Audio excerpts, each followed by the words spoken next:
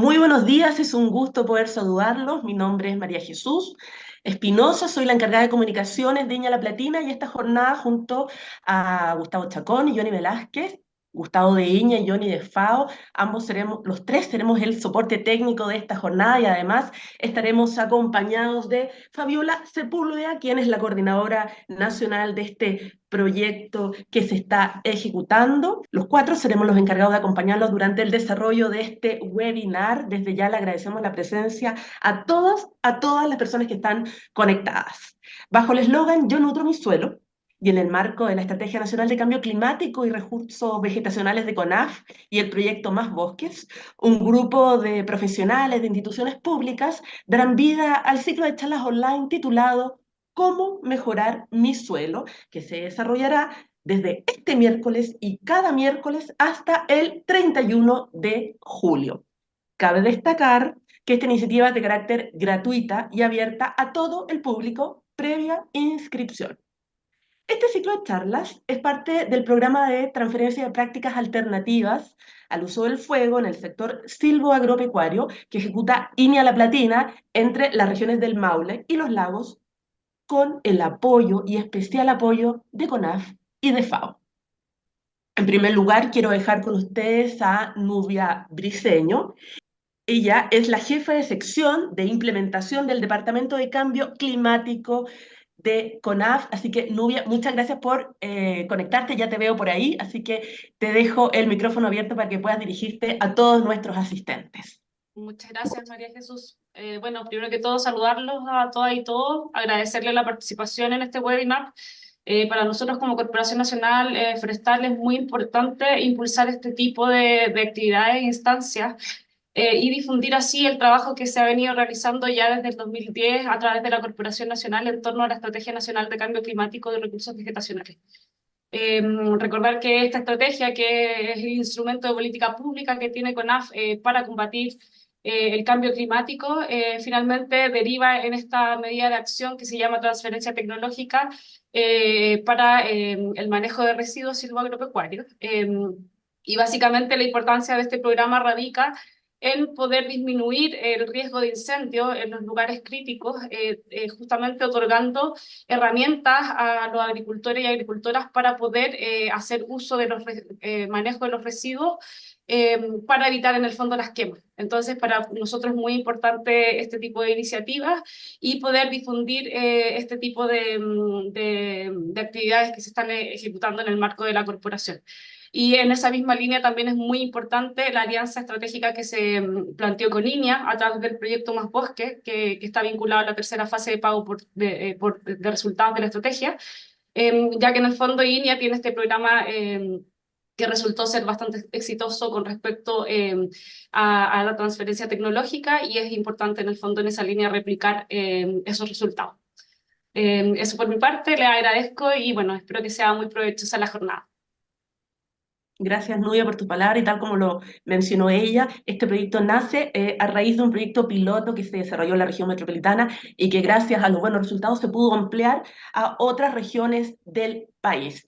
Hoy día también nos acompaña la encargada de la Oficina de Cooperación Internacional del Instituto de Investigaciones Agropecuarias IñA, la doctora María Teresa Pino, a quien también le agradezco que esté conectada a esta hora de la mañana. María Teresa, por favor. Muy buenos días, María Jesús, Fabiola y todo el grupo de trabajo. Muy buenos días a todas y todos los asistentes, agricultores, extensionistas, profesionales, estudiantes y al público en general. El Instituto de Investigaciones Agropecuarias, ¿no es cierto?, INEA, junto a la Corporación Nacional Forestal CONAF y la Organización de las Naciones Unidas para la Alimentación y la Agricultura FAO, han trabajado y están trabajando en conjunto para impulsar este programa tan importante de transferencia de prácticas alternativas al uso del fuego en el sector silvoagropecuario entre las regiones del Maule y de los lagos. Por lo tanto, la cobertura es bastante relevante. En nombre del Instituto de Investigaciones Agropecuarias de Chile y en nombre de la directora nacional, la doctora Iris Lobos, extendemos una cordial bienvenida a cada uno de ustedes a este ciclo de charlas, Cómo mejorar mi suelo.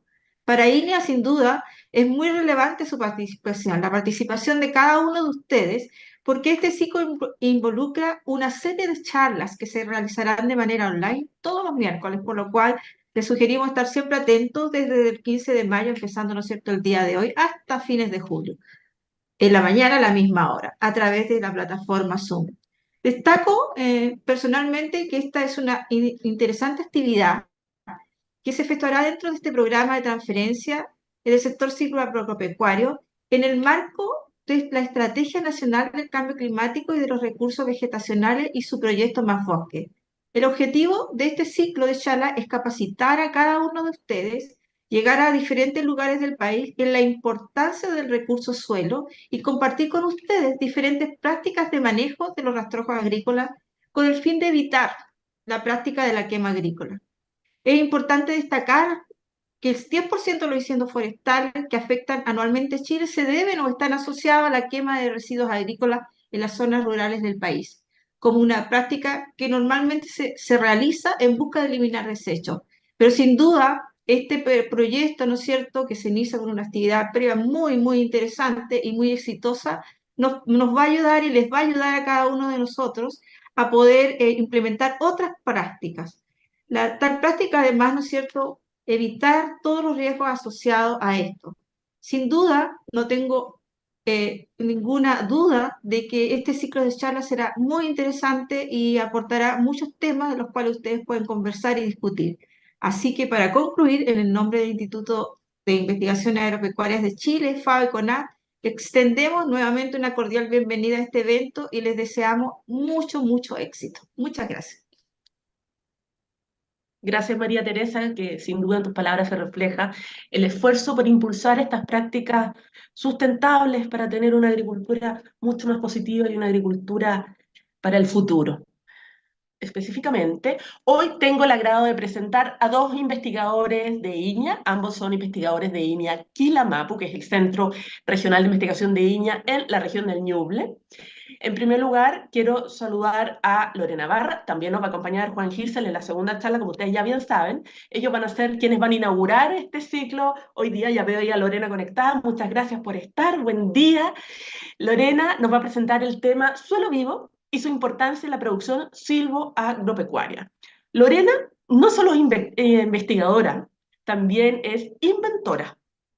Ella ha trabajado por más de 20 años en la agricultura, aportando desarrollo e innovación en el ámbito de la hortofruticultura. Su foco de acción es el estudio de los microorganismos benéficos con aplicación en la agricultura, la industria y el medio ambiente. ¿Y por qué le decía que es inventora? Porque ha desarrollado varios productos, dispositivos y modelos de negocios orientados principalmente, por supuesto, a cuidar el medio ambiente.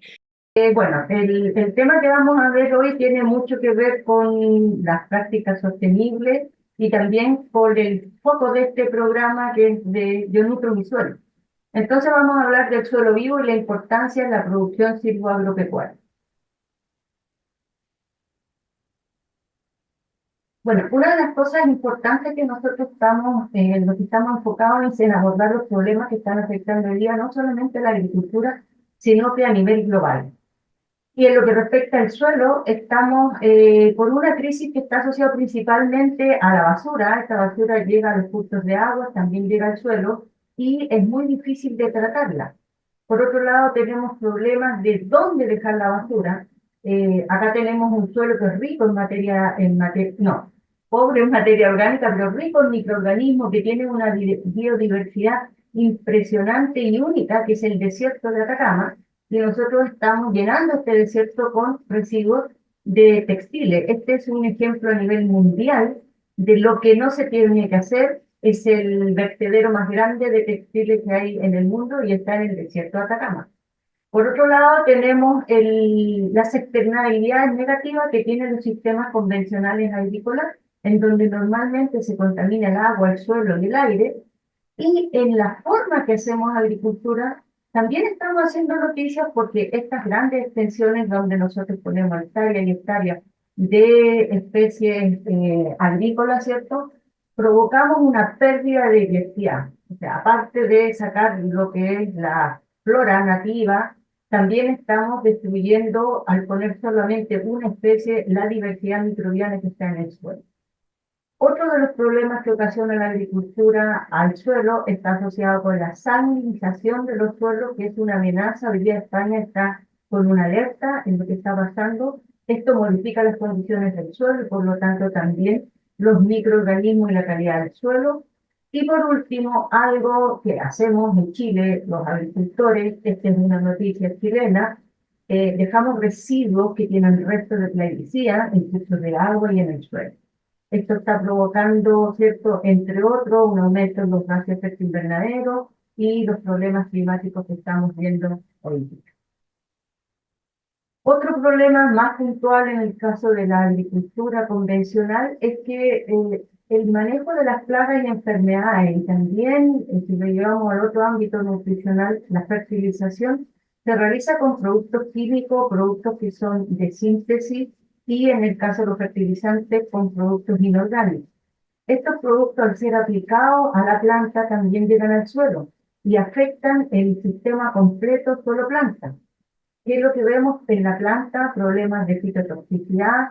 En lo que estamos controlando vemos problemas de resistencia, o sea, ni siquiera estamos cumpliendo con el objetivo que buscamos.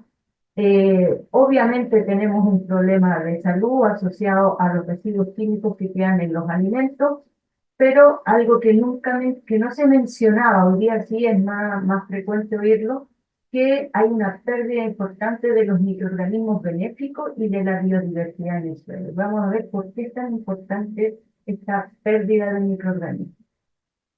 ¿Cómo podemos contribuir a la solución? Bueno, el foco de la agricultura que tendríamos que llevar ahora, ya lo han dicho mucho, es en la agricultura sostenible. ¿Y de qué se trata la agricultura sostenible? De cubrir las capacidades actuales nuestras sin comprometer los recursos de las generaciones futuras. Eso se logra con un foco social hacia el bienestar de los habitantes del campo, de los trabajadores, también asociado a la salud, a evitar las contaminaciones y también, obvio, el foco económico con producción de calidad y también con inocuidad. A nivel del suelo, ¿cuál es ese foco de la sostenibilidad? Significa un cambio de paradigma. Un cambio de paradigma de hablar de fertilidad del suelo, que estaba asociado principalmente con el foco en la planta y en un suelo agrícola, a hablar de salud del suelo. Y cuando hablamos de salud del suelo, tenemos una mirada más holística, donde hablamos del suelo como un ecosistema. El modelo productivo actual que llevamos, el modelo convencional, si lo lleváramos hoy día a lo que está de moda, que tiene que ver con la agricultura circular, el modelo productivo actual convencional es principalmente un modelo económico lineal, en donde se hace un manejo convencional, se ingresan insumos, eso lleva un proceso y posteriormente se hace una extracción. Pero no queda nada en el sistema y principalmente vamos extrayendo cosas del suelo. La propuesta es trabajar con un modelo circular. No solamente existe la economía circular, sino que existe la agronomía circular. Y ahí el suelo vivo es un pilar fundamental. En esa agronomía circular se hace un manejo agronómico integrado que se basa en el uso del suelo vivo y en un suelo que es biodiverso. Entonces, ingresan insumos a este sistema procesa insumos y una vez que tiene productos, también estamos dejando algo o estamos reintegrando algo al sistema productivo. Entonces, para sacar ejemplos de cómo nosotros deberíamos trabajar, no hay que ser muy inventosos, sino que hay que sentarse a mirar la naturaleza. En este ejemplo, nosotros vemos que es un bosque que está en equilibrio. No están los árboles solos, no están los vegetales solos, incluso podríamos decir, están los microorganismos, muchos de ellos no los vemos, pero aquí son visibles. En esa imagen vemos equilibrio, vemos biodiversidad, es alta, herbácea, arbustiva, tenemos microorganismos, y lo que nosotros hacemos es también ahí, en ese espacio, buscar soluciones. Al buscar soluciones nos damos cuenta que muchas de las soluciones actuales que tenemos, no solamente para la agricultura, sino que para el desarrollo tecnológico, etcétera, los ejemplos los han dado la naturaleza. Por ejemplo, la Internet es una mirada de la Internet que hay o de las conexiones que hay en un bosque. En un bosque todos los organismos están relacionados. En el caso de las plantas, ellas se unen a través de hongos, en este caso de los hongos formadores de micorriza, ¿cierto? Y a través de estas conexiones, una planta que está sana podría ayudar a una planta que está enferma gracias a la comunicación y a las relaciones que se producen para apoyar, ¿cierto? Todos estos organismos que están en el suelo ayudan a apoyar el crecimiento de esta planta o a curarse del problema que lo está afectando. Hay otro ejemplo, si ustedes quieren buscar, esa disciplina se llama biomímesis, y ahí van a ver ejemplos de muchas de las innovaciones que son en su tiempo muy disruptivas, fueron de soluciones basadas en la naturaleza. Entonces, el foco que nosotros queremos darlo es mirar este sistema productivo, ¿cierto? Como esto que es holístico, en donde hay planta y hay suelo, y el suelo, como vimos en el ejemplo, lo hemos tratado muy mal, por lo tanto tenemos que tratar de revivirlo, de hacer que el suelo sea una inversión en nuestro campo y que podamos dejárselo a las generaciones futuras. El suelo, para que sea vivo, tiene que tener tres componentes básicos. La materia orgánica es muy relevante en la vida del suelo y para los procesos físicos y químicos que se llevan en él. Los microorganismos, porque son ellos los que desarrollan una cantidad infinita, incluso hay funciones que nosotros no hemos descubierto que desarrollan los microorganismos en el suelo. Es una disciplina que este último año se ha estudiado ampliamente y hay descubrimientos que son maravillosos. Y por último, la biodiversidad. Cuando vemos fotos de los sistemas agrícolas, lo que menos vemos es, a simple vista, es biodiversidad. Entonces, esto lo dice la FAO, no es algo que estemos trabajando nosotros como línea, sino que hay una preocupación mundial en torno al suelo. El 95% de los alimentos que nosotros consumimos vienen del suelo, de ahí es la relevancia. El suelo alberga un cuarto de la biodiversidad del planeta, pero el problema es que el 33% del suelo del mundo está degradado. Entonces, tenemos que contribuir a mejorar nuestro suelo. Ahora, ¿qué importancia tiene la materia orgánica? La materia orgánica es solamente un 5% del suelo. Y en este 5% tenemos que saber para las posibles estrategias que podamos diseñar o implementar en nuestro sistema agrícola, ¿cierto? El 45% de esta materia orgánica está estabilizada. Es muy difícil de que sea alimento para los microorganismos, por ejemplo. Hay otro porcentaje que es el 40% que está en descomposición, que ese sí puede servir para los microorganismos, otro muy pequeño asociado a raíces y hojas, y solo el 5%, del 5% son organismos vivos. Entonces, la materia orgánica tiene una función principal y desde el foco nuestro, que es la vida de los microorganismos en el suelo y todas las funciones que presta en función de la planta, que vamos a revisar, la materia orgánica es fundamental. El otro punto cuando hablamos es de la biodiversidad. Por ejemplo, un metro cúbico de bosque tiene hasta 1000 especies de invertebrados. Y en el caso de los microbianos son muchas más especies. Pero yo quiero mostrar este dibujito, ¿cierto? Porque cuando hablamos de biodiversidad, siempre la mayor biodiversidad la tienen los microorganismos, porque por gramos de suelo vamos a ver que hay una gran cantidad de microorganismos y gran cantidad de especies. Pero para que el sistema se pueda permanecer o pueda estar en equilibrio, también necesitamos otros microorganismos, mesoorganismos, macroorganismos y megaorganismos que están interactuando todos en el suelo y que forman este sistema equilibrado. En el caso de los microorganismos, aquellos que se miran a través de un microscopio, ¿cierto? Si nosotros pesáramos un gramo de suelo del bosque, podríamos tener hasta 10.000 millones de microorganismos y dentro de ellos 1000 especies de bacterias y otras 1.000.000.000, perdón, especies de bacterias y otras 1000 especies más de hongos. Ahora, cuando hablamos de agricultura, ya estamos poniéndonos a tono, ya hemos aprendido un poco de lo que es el suelo vivo, entonces hoy día hay una tendencia a desarrollar sistemas agrícolas bajo un enfoque de agroecología, pero también está apareciendo una tendencia a trabajar con la agricultura regenerativa. Ambos tienen un foco en común, comparten muchas más cosas, pero yo diría que este es el foco más importante. En el caso de la agricultura regenerativa hay un cambio de paradigma, ¿cierto? Hacia trabajar con sistemas más diversos, en donde la suma de las partes de más que dos, sino que de tres y mucho más, y el foco no solamente es restaurar, sino que también mejorar. Pero eso se puede lograr poniendo foco en mejorar la salud del suelo. Entonces, tanto la agroecología como la agricultura regenerativa, a diferencia de la agricultura convencional, donde el foco es la planta, en este caso el foco está asociado a la salud del suelo.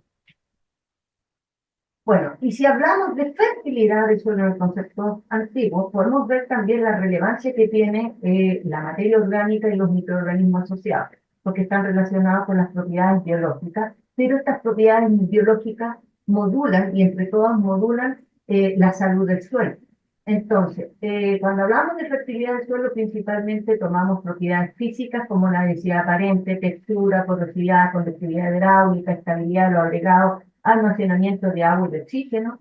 Cuando hablamos de propiedades químicas, estamos hablando del pH, del carbono, del nitrógeno, etcétera, nutrientes que están disponibles, de la capacidad de intercambio catiónico, del potencial redox, pero también tenemos las propiedades biológicas, y aquí hablamos de temas como la relación carbono-nitrógeno, la materia orgánica, la densidad microbiana, la diversidad microbiana y la funcionalidad de los microorganismos. Entonces, aquí agrupamos o integramos esta mirada biológica con las propiedades físicas y químicas y vemos que esto es un todo. La mezcla de estas tres propiedades, ¿cierto? Si uno las maneja bien, contribuyen a la salud del suelo. ¿Ya? Entonces, ese es el cambio de paradigma desde la mirada de la fertilidad del suelo hacia la mirada de la salud del suelo. Y si miramos el suelo como un sistema y diéramos un corte transversal, ¿sí? Podríamos observar que hay distintas capas y dentro de ellas la vida microbiana se ubica en los primeros centímetros del suelo. Estamos hablando de 0 a 15 centímetros de suelo. Entonces, eso es lo que nosotros podríamos intervenir para mejorar la calidad, la base biológica de nuestro suelo. En esa capita de 5 centímetros, horizonte cero, tenemos una importante cantidad de humus y de materia orgánica. Si llegamos hasta el horizonte B, es el suelo cultivado. Ahora, si nos introducimos en ese suelo, nosotros vamos a ver que en ese suelo hay poros, hay fertilizantes que están disponibles para la planta, pero está la materia orgánica haciendo una función de agrupar, ¿cierto?, estas partículas del suelo. Dentro de esos orificios, digamos, esos poros que hay en el suelo, y si vemos una linda imagen que encontré ahí en la web de un acercamiento para mirar los tamaños de los organismos que están en el suelo, si vemos acá hay un ácaro, ¿cierto?, que se ve gigante, y empezamos a reducir, vemos materia orgánica pegando partículas de suelo, están presentes los protozoos, están presentes los nemátodos benéficos. También aquí hay una referencia con respecto a un pelo humano y vemos que hay partículas grandes como el limo y arcilla. Eso es lo que se ve en esta dimensión. Pero si nos acercamos al puntito que está ahí marcado con negro, tenemos que hay otra vida un poco más pequeña en estos poros, ¿cierto?, en donde están creciendo bacterias. Las bacterias están produciendo metabolitos que tienen una función también de aglomeración y otras funciones más que vamos a revisar. Están actinobacterias a este nivel de tamaño, ¿cierto?, 5 micros, y tenemos también la arcilla y limo. Entonces, el suelo es un universo, e incluso un gramo de suelo puede ser un universo donde hay distintos tipos de organismos interactuando y funcionando y realizando distintos tipos de funciones. Si miráramos esos poros pequeños, ¿cierto?, vemos que hay desde macroporo hasta microporo, y en cada uno de ellos existe una relación donde se van sumando organismos. Por ejemplo, en los macroporos hay raíces, hay macroagregados, ¿cierto?, y están participando principalmente los hongos a través de sus hifas. Luego pasamos a los microagregados, donde también hay raíces, donde también hay un trabajo de la hifa de los hongos, y empiezan a aparecer algunos materiales orgánicos, Y cuando vamos a los poros de menor tamaño, ahí nosotros encontramos ya bacterias, las partículas pueden ser de arcilla, las hifas del hongo también están funcionando, etcétera. Entonces, en la medida que vamos achicándonos en el tamaño de los poros, ¿cierto? Vamos encontrando desde macro a microagregados y distintos organismos, y en este caso ya microorganismos que están trabajando a ese nivel.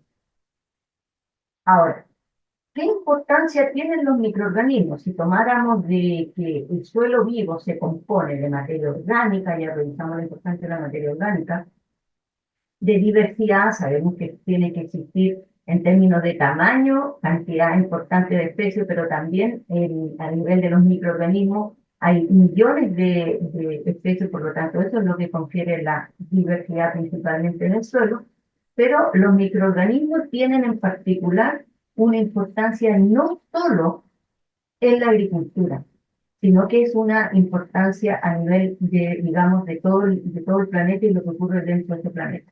Existen millones de microorganismos con diversas aplicaciones, ¿cierto? Y son necesarios para la vida en el planeta. En este caso, nosotros siempre hemos dicho que las plantas, ¿cierto?, son la base del planeta, pero este planeta no funcionaría si no hay microorganismos. Lo debemos saber también que hay microorganismos benéficos y microorganismos patógenos. Nosotros nos vamos a concentrar en los microorganismos benéficos, donde principalmente hay dos grupos, los hongos, y dentro de los hongos las levaduras, y tenemos las bacterias, y dentro de las bacterias las actinobacterias. Solo el grupo de las bacterias son el 70% de los microorganismos que encontramos en el suelo. Estos microorganismos pueden funcionar a distintos niveles, ¿cierto? Ellos hacen una contribución a la salud de las personas y ahí está el concepto de One Health que tiene FAO, en donde dice suelo sano, plantas sanas, personas sanas, ¿cierto? Por lo tanto, hay que preocuparse de lo que hay en el suelo para ver cómo anda nuestra salud. Entonces tenemos microorganismos que son benéficos para la salud de las personas. Un ejemplo en Chile muy importante es el de una actinobacteria, en este tiempo actinomycete, ¿cierto?, que produce un compuesto que se llama rapamicina y que es una molécula muy valorada para la salud. En los alimentos tenemos microorganismos en todos los fermentados. En la minería, hoy día se está haciendo biominería con bacterias lixiviadoras de algunos metales. Y aquí quiero parar en el medio ambiente, que está muy relacionado con la agricultura, ¿cierto? En el medio ambiente lo vamos a revisar, también tenemos microorganismos que cumplen diversas funciones. Y el foco nuestro es la agricultura, en donde los microorganismos, las funciones más importantes que cumplen los microorganismos es de darle una protección a la planta frente a los estreses bióticos ocasionados por organismos como plagas, enfermedades. También estos microorganismos apoyan a las plantas promoviendo su crecimiento, e incluso los microorganismos apoyan a las plantas, ¿cierto?, para aliviar el estrés abiótico ocasionado por condiciones ambientales.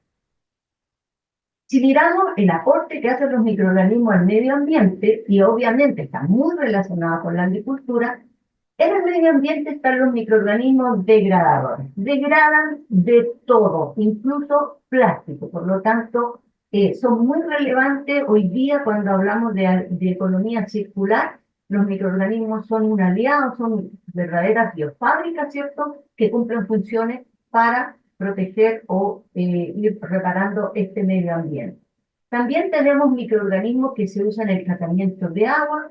Los microorganismos cumplen distintas funciones ahí que permiten filtrar el agua, ¿cierto?, de compuestos orgánicos y sacar un agua más limpia. Tenemos los microorganismos que son bioremediadores, son aquellos que tienen la difícil tarea de sacar cosas que no deberían estar en el suelo, como por ejemplo hidrocarburos y restos de plaguicidas.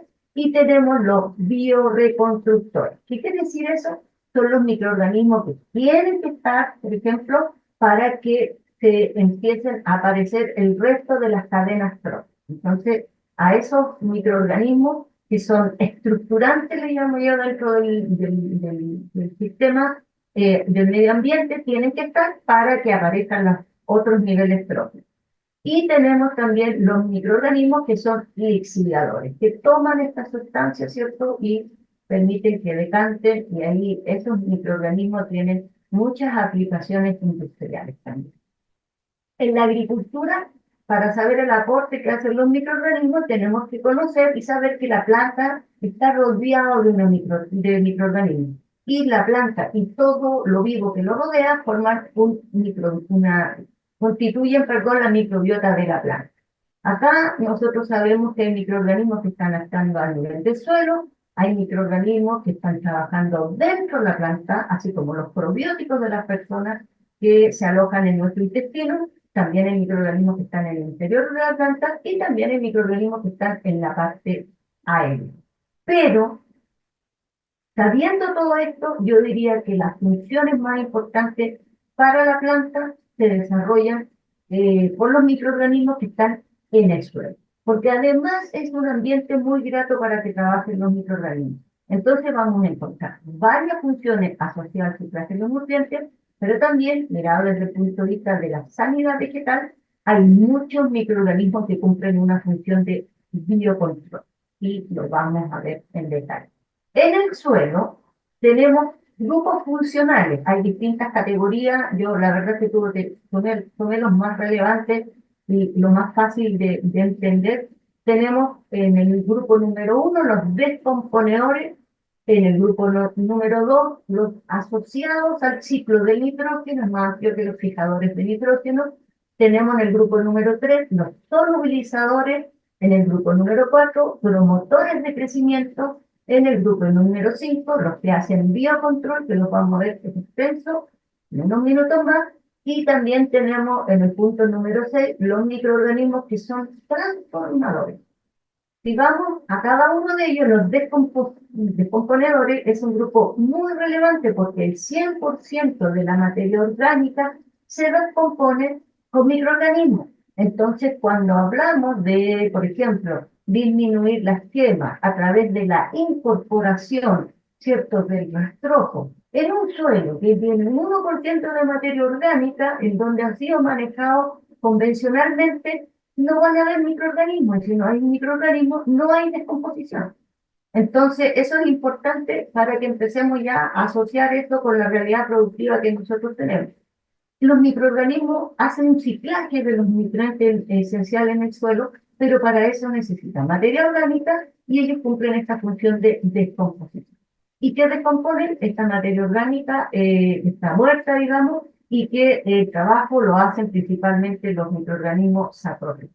Y aquí también existen los microorganismos que son especialistas para esto, como las actinobacterias, y lo que más podemos conocer nosotros porque se usa en la agricultura, las tricodermas. Entonces hay microorganismos que son de base, que descomponen los materiales más gruesos, luego otros que vienen descomponiendo otro tipo de material y al final se produce todo un universo de microorganismos asociados a la función de descomposición. También tenemos los microorganismos que están relacionados con el ciclo del nitrógeno y ahí los que prestan un gran aporte para la agricultura son los fijadores de nitrógeno, que nos permiten ir disminuyendo las fertilizaciones inorgánicas, principalmente en base a urea, ¿cierto? Porque podrían, antiguamente, yo digo unos 10 años atrás, cuando partimos con esto, éramos muy temerosos en decir, disminuye la fertilización nitrogenada en un 5, en un 10%. Hoy día se habla de disminuir hasta en un 50%. Pero como son sistemas agrícolas altamente intensivos, yo creo que siempre hay que mantener la fertilización inorgánica y complementarla con estos microorganismos. Tenemos microorganismos fijadores de nitrógeno que están asociados a las raíces y son mutualistas, no pueden estar por separado, como por ejemplo los rizobios. Tenemos microorganismos que están asociados a las rizósferas, también son simbiontes, no mutualistas, y en este caso tenemos acetobacter como fijadora de nitrógeno, y también tenemos microorganismos que fijan nitrógeno como azotobacter que pueden dividir líquidos. Pueden estar en cualquier parte y de cualquier parte hacen esta fijación de nitrógeno. Pero no solamente están los microorganismos que fijan el nitrógeno, que son los primeros acá, las bacterias fijadoras de nitrógeno, sino que todo el ciclo del nitrógeno en el suelo está mediado por la vida microbiana. Los que transforman de amonio a nitrito, ¿cierto? Estas son las bacterias nitrificantes, de nitrito a nitrato, bacterias nitrificantes, y las que degradan esto son las denitrificantes y vuelve parte de ese oxígeno al ambiente. Entonces, Vemos acá que todos estos procesos que ocurren en el suelo están mediados por los microorganismos. El otro grupo son los solubilizadores, y lo que se solubiliza principalmente son nutrientes como el fósforo y el potasio. El 10% de los microorganismos que están en el suelo cumplen esta función de solubilizar y están principalmente asociados a la rizósfera. Y vamos a ver de qué se trata esto. Tenemos los microorganismos promotores de crecimiento, que producen sustancias similares a las fitohormonas, muchos de ellos, ¿cierto? Y estas sustancias tienen esta función de promover el crecimiento o regular el crecimiento de las plantas. Tenemos un grupo de los biocontroladores, que lo vamos a revisar aparte, y también tenemos los transformadores. Estos son importantes, ¿cierto? Todos están interactuando en el suelo. Estos microorganismos transforman la materia orgánica del suelo en humus, y que eso es como un reservorio de fertilidad que queda en nuestro suelo. También secuestran el carbono, lo que es muy importante para mitigar, ¿cierto?, esto de los gases de efecto invernadero, y mejoran el almacenamiento de agua, también muy relevante en un contexto de cambio climático. Si vemos la relación de estos microorganismos con la planta, ¿cierto?, nosotros vemos que esta relación se produce principalmente en el suelo. Y en el suelo tenemos ambientes distintos donde los microorganismos interactúan. En la endósfera, que es la parte interna de la planta, actúan en el rizoplano, que es como la piel de la raíz, hay una importante colonización de microorganismos, y también actúan un poquito más allá del rizoplano, en un espacio que, de acuerdo al autor, varía, pero podría llegar hasta 1 centímetro, alejado, ¿cierto?, desde el rizoplano, que es la rizósfera. Si viéramos un continuo de vida microbiana, podríamos decir que eh, también, perdón, hay microorganismos que son no rizosféricos. Entonces, aquí asociado a la red está la mayor cantidad de vida microbiana, y cuando queremos saber cómo estamos de microorganismos, normalmente deberíamos sacar muestras de suelo rizosférico, nosotros llamamos. Y este continuo de concentración de microorganismos se da menor cantidad de microorganismos en el suelo no rizosférico, mayor en la rizósfera y mucho mayor en el rizoplano. No solamente es mayor en cantidad, sino que también mayor en diversidad. Y aquí hay un estudio súper antiguo, y a mí me gusta porque uno ve como los exponenciales. Ya hay más información en esta materia, ¿cierto? Si viéramos los microorganismos que están en el suelo, bacterias, actinomycetes, por eso digo que es antiguo, porque ahora son actinobacterias, son solo parte del grupo de las bacterias. Tenemos hongos, protozoos y algas, y vemos que en el caso particular de las bacterias, los microorganismos que están en la rizósfera pueden ser 1 por 10 elevado a 9, y bajamos 2 exponenciales, llegando a 1 por 10 elevado a 7, ¿cierto?, cuando nos vamos separando de la raíz. Entonces, eso es importante que ustedes lo sepan. Por lo tanto, para ver cómo están los microorganismos, uno debería hacer un suelo o hacer un análisis de suelo rizosférico. Bueno, ahora, yo dije que el grupo del biocontrolador lo íbamos a ver, del biocontrol lo íbamos aparte. Es un grupo que a nosotros como INE nos encanta, tenemos muchos años de investigación en este ámbito, tenemos un banco de microorganismos que alberga alrededor de 5.000 muestras distintas de microorganismos, y hay muchas especies, ¿cierto? Y lo que nosotros hacemos como INE es ir a este reservorio, ver algunos géneros de microorganismos que tengan una actividad de biocontrol, y empezamos a estudiarlos, porque hay aportes de estos microorganismos en el control de plagas, enfermedades y nemátodos con distintos enfoques. Y, por ejemplo, acá nosotros tenemos microorganismos benéficos que pueden actuar a nivel del suelo, controlando no solo patógenos, sino que también insectos y nemátodos, y tenemos microorganismos incluso que podrían actuar también a nivel de la parte aérea. Ahora, los que nos están afectando son estos 3 grupos, principalmente a nivel de suelo: las larvas de insectos, los nemátodos fitoparásitos y los hongos y bacterias patógenas. Porque yo lo mencioné que en el suelo también existen estos grupos: hongos, bacterias, nemátodos e insectos benéficos. Entonces aquí estos tienen apellido: larvas de insectos plagas, nemátodos fitoparásitos, que decir que son nemátodos que afectan a las plantas, y bacterias y endógenas, hongos y bacterias patógenas, que son los que afectan también a la planta.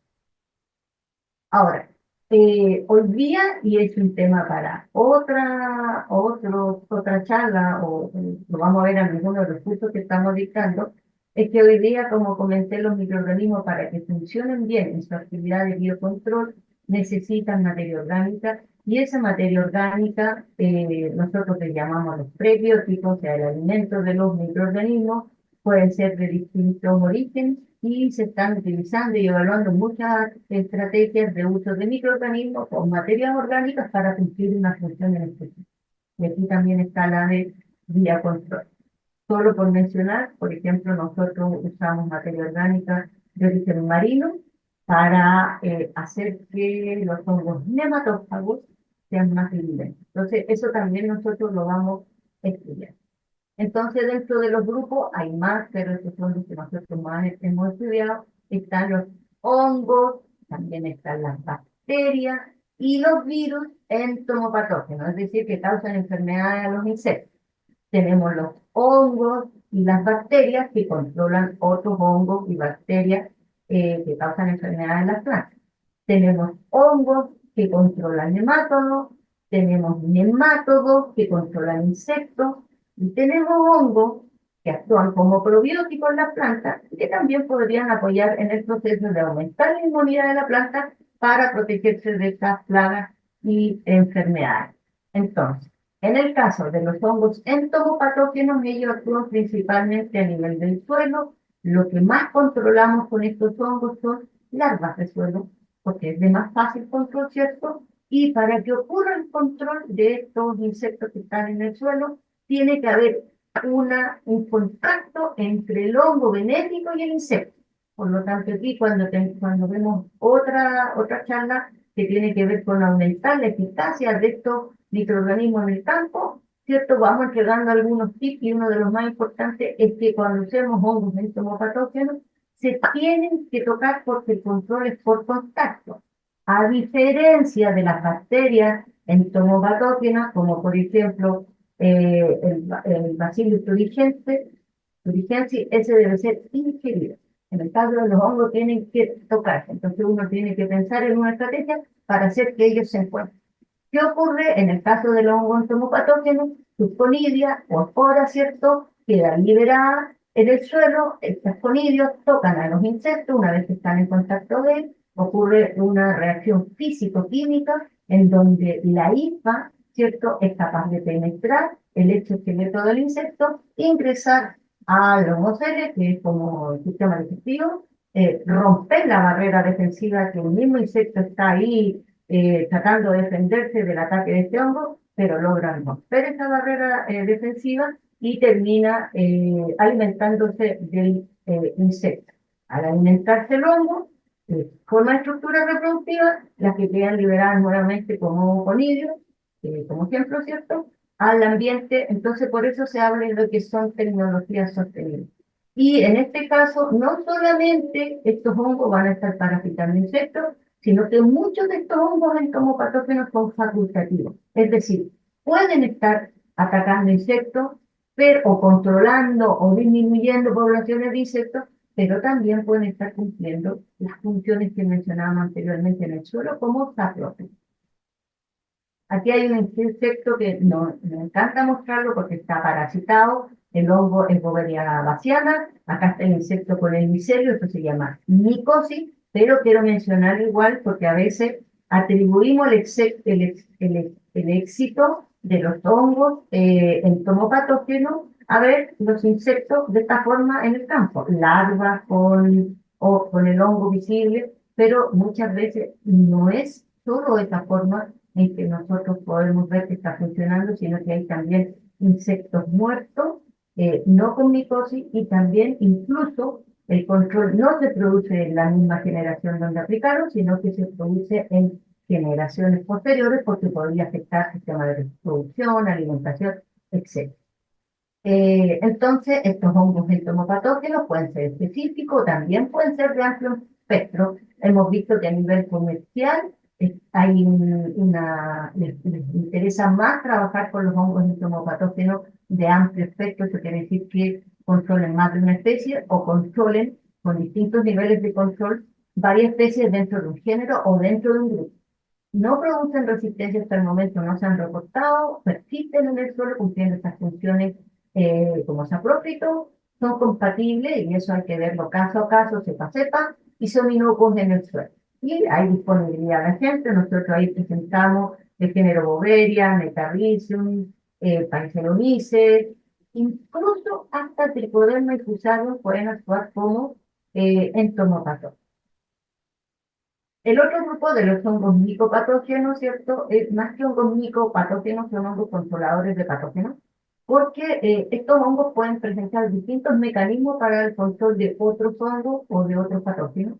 Los géneros más conocidos son Trichoderma, Cronostachys y aparece Boveria, que también es un género que controla insectos, y ahí empezamos a hablar de las múltiples funciones que cumplen estos microorganismos, pero también tenemos el caso de las bacterias, el género más conocido, son bacilos. Y decimos, oh, pero bacillus promueve el crecimiento. Bacillus subtilis, perdón, Bacillus thuringiensis no era que controlaba insectos, y ahora resulta que también bacillus puede controlar patógenos. Sí, ahí vemos estas múltiples funciones. Por eso, cuando uno trabaja con productos, ¿cierto? Tiene que ver el foco, y esto es cepa a cepa. Porque una cepa de tricoderma podría ser micopatógena, pero también esta cepa podría actuar con otro mecanismo en el control de patógenos y no tener ni un efecto sobre insectos. Ya pueden haber tricodermas o cepas que controlan insectos y que no tienen ni un efecto sobre el control de patógenos, ni en la promoción de crecimiento. Entonces, por eso cuando se compra un producto, se ve la intención de uso y tendríamos que pensar que solo hace esa función inicialmente porque está asociado a una cepa. ¿Ya? Bueno, Lorena, nos sí. quedan 10 minutos. Ya, perfecto, estamos como súper bien.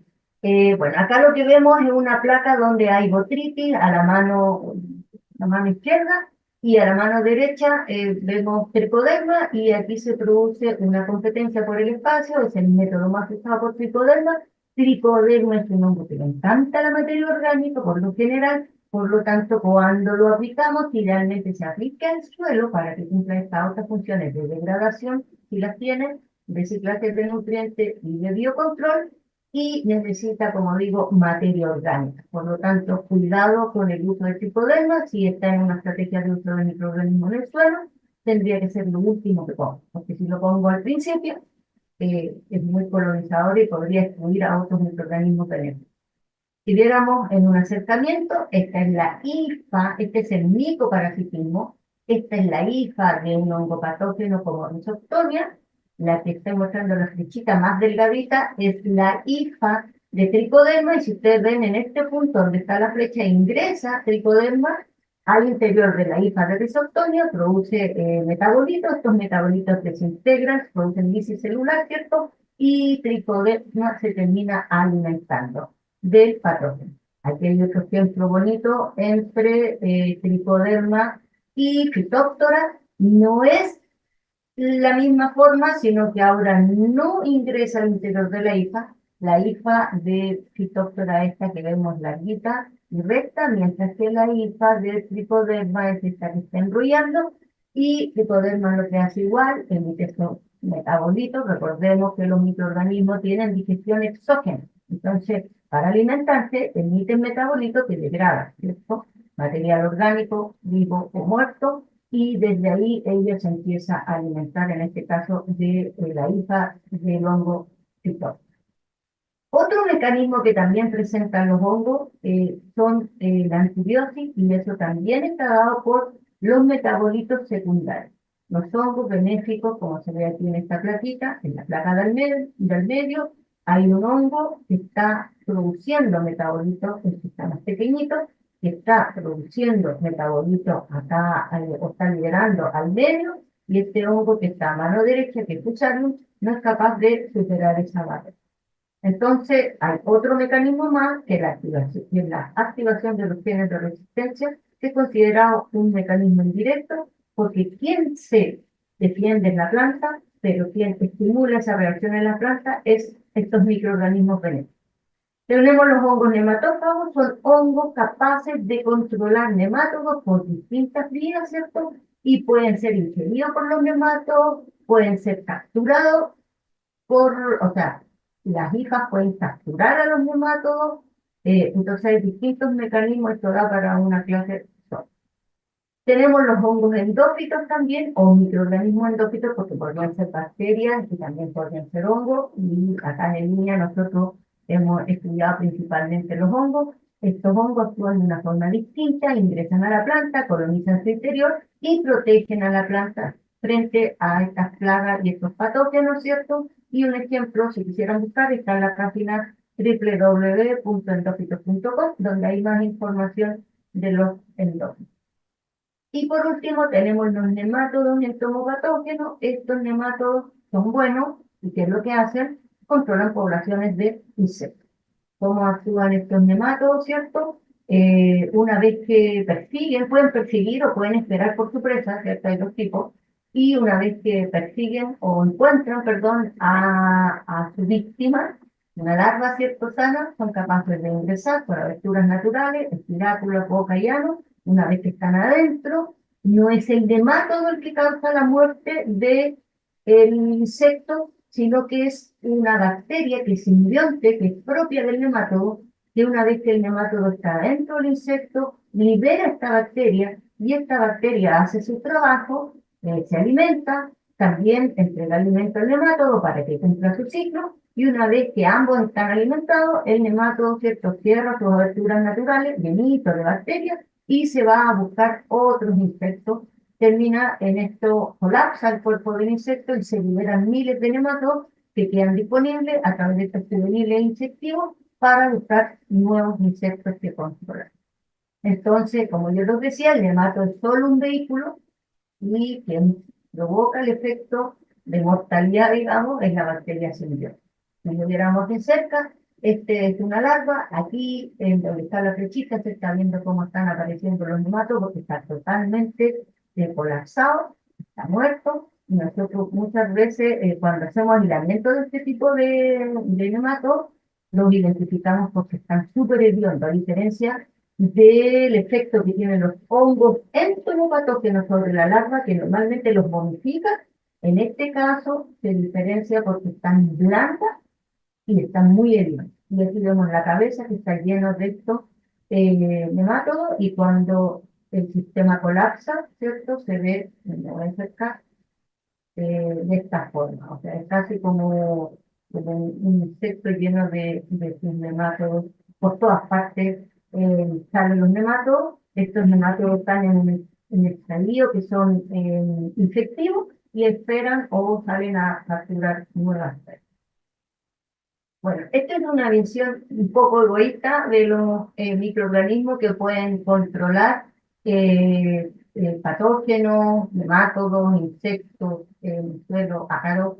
Hay muchos más, pero la idea de hoy día era mostrar el potencial que podrían tener estos para la agricultura principalmente, y la tranquilidad para todos es que muchas cosas las podemos hacer en nuestros predios. Ya hay una tendencia que era más, antes eran mirados como hippies, aquellos que trabajaban haciendo biopreparados y mantenían sus sistemas mucho más equilibrados, pero hoy día aquellos que no tienen tiempo para hacerlo ni cuentan con las materias primas para hacerlo, hoy día pueden ir a comprar muchas de estas cosas, de estos insumos. Incluso es más, las empresas de agroquímicos se están transformando rápidamente en empresas de biológicos, porque el mercado de los productos biológicos está aumentando a tasas de crecimiento mucho más altas que la de los productos químicos.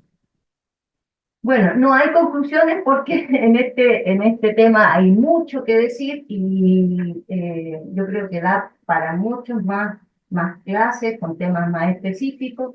Lo único que quiero decir es que se queden en tu cabeza con que yo tengo un suelo vivo, y como dice el eslogan, yo nutro mi suelo con estos tres pilares: con materia orgánica, promoviendo la vida microbiana, y al haber vida microbiana va a haber diversidad. Con eso nosotros logramos dar soporte a los sistemas agrícolas. No, gracias a ti, Lorena, por acompañarnos esta jornada. Te quiero comentar que ahora vamos a dar inicio a la sección de preguntas, preguntas que nos hicieron a través del chat, y para eso voy a invitar a Fabiola Sepúlveda, quien es la coordinadora nacional de este programa que se está ejecutando en varias regiones, desde el Maule hasta los lagos. Así que, Fabiola, cuéntanos qué preguntas tenemos para Lorena. Hola, buen día a todos y a todas. Un gusto que estén acá presentes participando de este ciclo de charlas.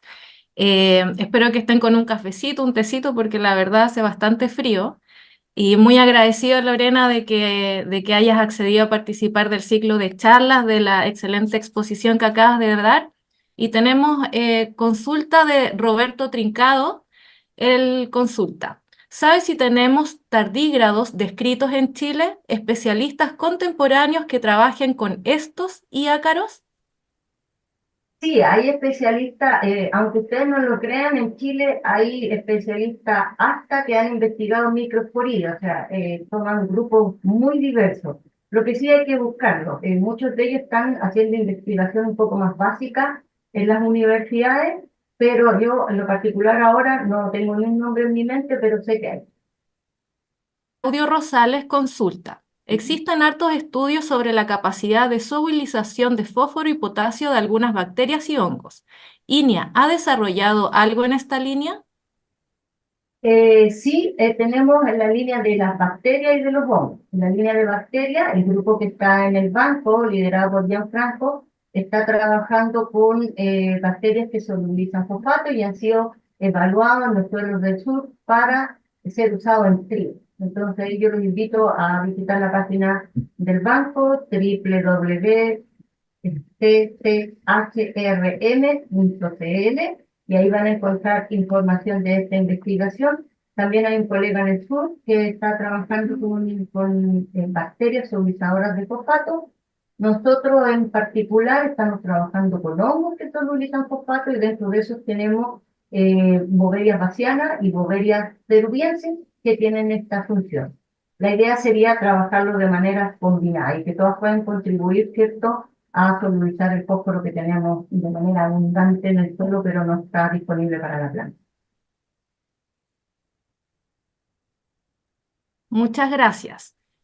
Rolando Pardo dice, Lorena, uno de los principales argumentos de los agricultores acostumbrados al uso del fuego en sus procesos es que le consideran necesario para el control de microorganismos y malezas que en su efecto deben aplicar químicos que quedan en el producto final. ¿Cuál es tu visión como para enfrentar esta creencia? Muchas gracias, Rolando. Gracias, sí, interesante pregunta, en un temazo, porque hay una tendencia que dice nosotros no quemamos, incorporamos materia orgánica, ¿cierto?, en el suelo, y se ha estado viendo que están apareciendo enfermedades que prevalecen en el suelo, como esclerosis, mucho, por ejemplo, Rhizoctonia, el trigo. Entonces hay que mirar esto un poquito más desde arriba, y no solo incorporar, ¿cierto?, la materia orgánica, sino que incorporar microorganismos benéficos, y yo recomendaría también inocular con microorganismos benéficos en las semillas. ¿Por qué? Porque si no hay esta incorporación de estos microorganismos benéficos, ¿cierto?, la materia orgánica que se incorpora tiene también un efecto de presión de selección. Van a sobrevivir aquellos microorganismos que tengan mayor habilidad para degradar ese rastrojo que estamos incorporando. Y lo que hay más abundante en el suelo son los patógenos, entonces podrían, hay que investigarlo, prevalecer los patógenos. Entonces, ahí lo que nosotros estamos proponiendo es hacer investigación, y estamos en esas líneas con focos separados de incorporar materia orgánica, incorporar microorganismos benéficos para que degraden esa materia orgánica, complementar esos microorganismos en el cultivo con bioestimulantes microbianos, y también, dependiendo del patógeno que pueda prevalecer o que pueda estar informado para ese cultivo, buscar herramientas con biocontroladores microbianos. En el caso de quemar, aparte del problema ambiental, también se disminuyen los microorganismos benéficos y los patógenos. Entonces, ambas vías es importante explorar, pero pienso que es mucho más sostenible buscar una estrategia para evitar las quemas y evitar, ¿cierto?, que prevalezcan los microorganismos patógenos en el suelo. Muchas gracias, Lorena. Cristian Paredes dice, las aplicaciones de cobre en los huertos son abundantes. ¿Cómo podemos hacerlos para no afectar las aplicaciones de microorganismos? ¿Cómo podemos compatibilizar ambas aplicaciones? Sí, también es un tema en el que hemos estado trabajando con algunas empresas, con lo que hace Línea, es, a ver, producto del uso excesivo del cobre, hemos matado lo bueno y lo malo de la planta y hemos provocado que aparezcan patógenos que son oportunistas, esa es la hipótesis, ¿cierto?, que provocan, ¿cierto?, principalmente enfermedad de la madera. Entonces, por un lado estamos bajando las bacterias, por otro lado estamos promoviendo los patógenos oportunistas.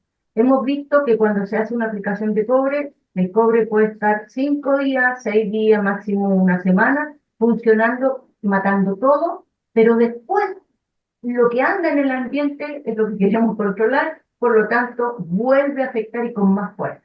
Además, el cobre provoca esta resistencia en las bacterias. Entonces, hemos propuesto, no es una idea mía, siempre lo digo, fue una propuesta que hizo Andrés Franz de colonizar la filósfera, que es la parte aérea de la planta, con muchos microorganismos benéficos. Él lo evaluó, por ejemplo, revirtió síntomas del plateado en arándano al aplicar té de compost. El té de compost, bien hecho, es un consorcio de microorganismos que estamos aplicando arriba. Entonces, la propuesta que estamos trabajando es trabajar con estos té de compost o consorcios microbianos o con mezcla de cepas en la filósfera y disminuir al máximo, dentro de lo posible, el uso del cobre. Pero cuando tengo que llegar a una estrategia combinada, la propuesta que hacemos es que si el huerto tiene mucha incidencia de estos patógenos arriba de Pseudomonas y Xanthomonas, que es lo que principalmente se controla con el cobre, es limpiar con algún químico, esperar 7 a 10 días e inocular con microorganismos benéficos arriba. Y luego hacer un monitoreo para ver si se me arranca nuevamente el patógeno, hago otra limpieza e incorporo. Entonces, como regla general, a pesar de que no hay regla, porque esto depende de cepa a cepa, producto a producto biológico, es 5 a 15 días, dependiendo de la forma que actúa el fungicida que estamos aplicando, o perdón, el cobre que estamos aplicando, y dependiendo de cómo funcionan los microorganismos que estamos aplicando. Entonces serían 5 a 15 días antes o 5 a 15 días después. Mi recomendación es que sean 5 a 15 días después y evitemos volver a aplicar cobre y solo lo hagamos si es que es necesario. Pero hay casos muy exitosos en cerezo y muy exitosos en avellano, donde se ha trabajado y se ha sacado el cobre completamente.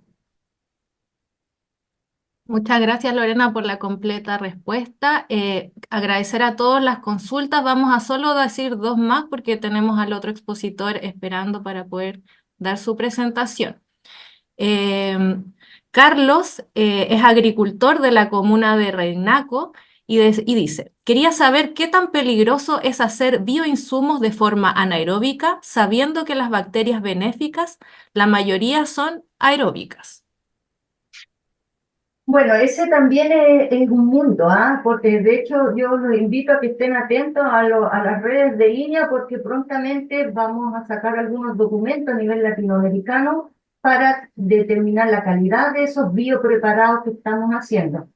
No todas las bacterias anaeróbicas son malas y se hace este tipo de fermentación porque es el requisito de las bacterias, pero lo que tienen que tener claro son los géneros de bacterias o las especies de bacterias que están multiplicando y que hayan sido reportadas como benéficas. Entonces, si tú sabes lo que están multiplicando, aunque sea anaeróbica y está reportado como benéfico, estamos ok. El problema es cuando fermentan microorganismos que no saben lo que son. Y ahí sí yo tendría mucha precaución en trabajar con estas fermentaciones anaeróbicas si desconozco cuáles son las especies que se están multiplicando. Entonces, o los grupos de especies que se están multiplicando. A nivel muy empírico, ¿cierto? Los agricultores, cuando estos fermentados tienen un olor a putrefacción y que se fueron hacia las anaeróbicas, y no es recomendable usar un biopreparado que tenga un olor a putrefaction. Es recomendado usar un biopreparado que tiene un olor a fermentación, perdón, como a chicha, vino. Eso sería como un parámetro muy livianito, como va a decir estoy bien, estoy mal. Pero yo creo que lo más de fondo es que uno tiene que saber lo que está multiplicando. En eso, en línea tiene un laboratorio de bioproceso en donde hace este análisis de los productos para saber un poco qué microorganismos están creciendo. Así que los invito también a visitar la página web de línea donde están los servicios que nosotros prestamos en calidad de bioinsumo, se llama estos servicios. Muchas gracias. Y por último, Fernando Ramírez dice, desde el punto de la evaluación ambiental de suelo, ¿qué parámetros cuantitativos permiten evaluar la pérdida de biodiversidad en el suelo? Muchas gracias, Fernando. Sí, a ver, yo soy mucho de los microorganismos, entonces pudieran haber otros parámetros físicos y químicos que puedan estar asociados, pero desde el punto de vista de los microorganismos, hay distintas miradas en esto. Uno puede ser evaluar por metagenómica, ¿cierto? Más bien cualitativo, podríamos decir, los grupos funcionales que están en el suelo y ver cómo se van moviendo, ¿cierto? Si los principales están bajando, ahí tenemos pérdidas.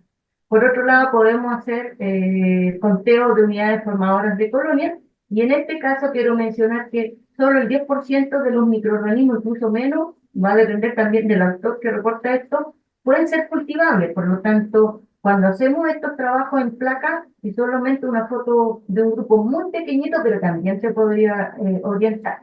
Entonces, ahí se hacen estos cultivos y un suelo que es rico en microorganismos debería tener en torno al 1 por 10 elevado a 7 unidades formadoras de colonia por gramo de suelo. Y hemos visto suelos con 1 por 10 elevado a 3, es decir, casi nada. Entonces ahí ese es un indicador. Y el otro también que se usa, que es muy antiguo, pero que hoy día se está adaptando para poder monitorear a nivel de campo, es la respiración de suelo, que también una mayor respiración también tiene una relación con una mayor vida microbiana. Créanme que en el tema de los indicadores están apareciendo cosas que son muy novedosas, aplicadas, dado el crecimiento que han tenido los bioinsumos en la agricultura. Entonces, de repente yo doy una charla y me preguntan, ¿y qué le parece esta metodología? Y ni siquiera la había visto, porque están apareciendo incluso emprendimientos desarrollando kits para evaluar la calidad de los suelos desde el punto de vista de la biología del suelo. Así que de lo que manejo, eso es lo que te podría mencionar rápidamente.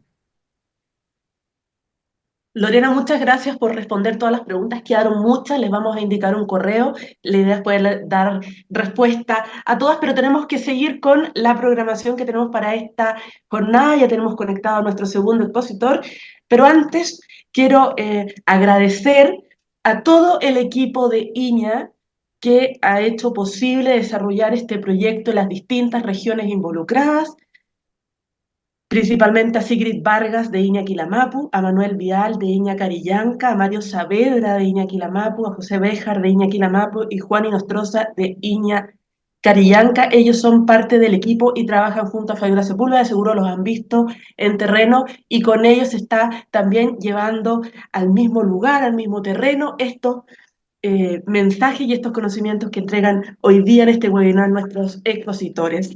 Así que no podía seguir avanzando sin saludar al equipo y también, por supuesto, los saludos que nos llegaron en el chat. Hay agricultores conectados desde Maule, Renaico, San Carlos, Chillán, Santiago.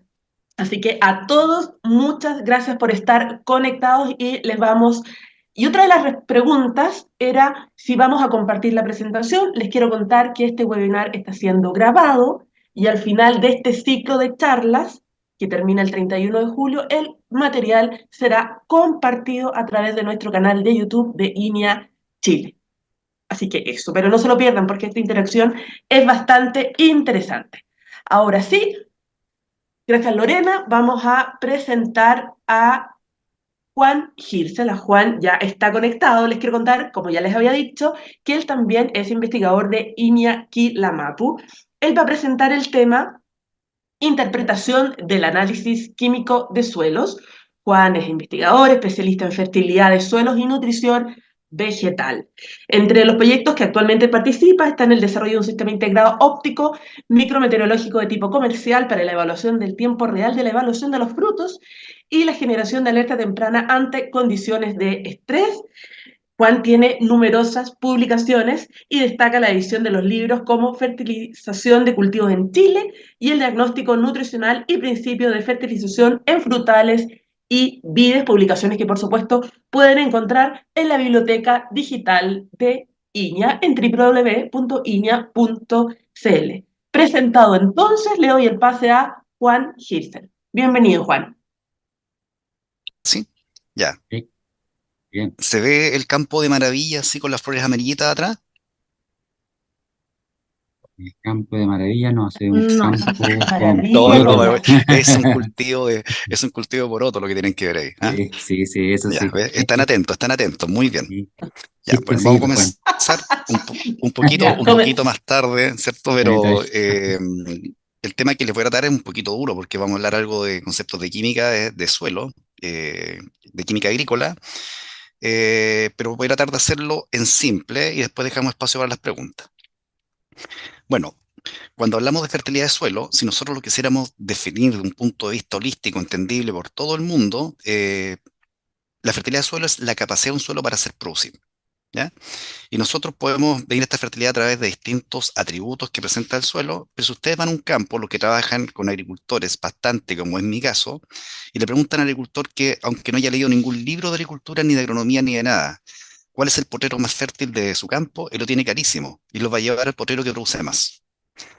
Y ustedes le van a preguntar, ¿y por qué el potrero más fértil? Porque cada vez que siembro o trigo, o maíz, o papa, o cebolla, o lo que haga, ¿cierto? Siempre este potrero va a dar el mejor rendimiento. Eso es fertilidad, capacidad de hacer producir.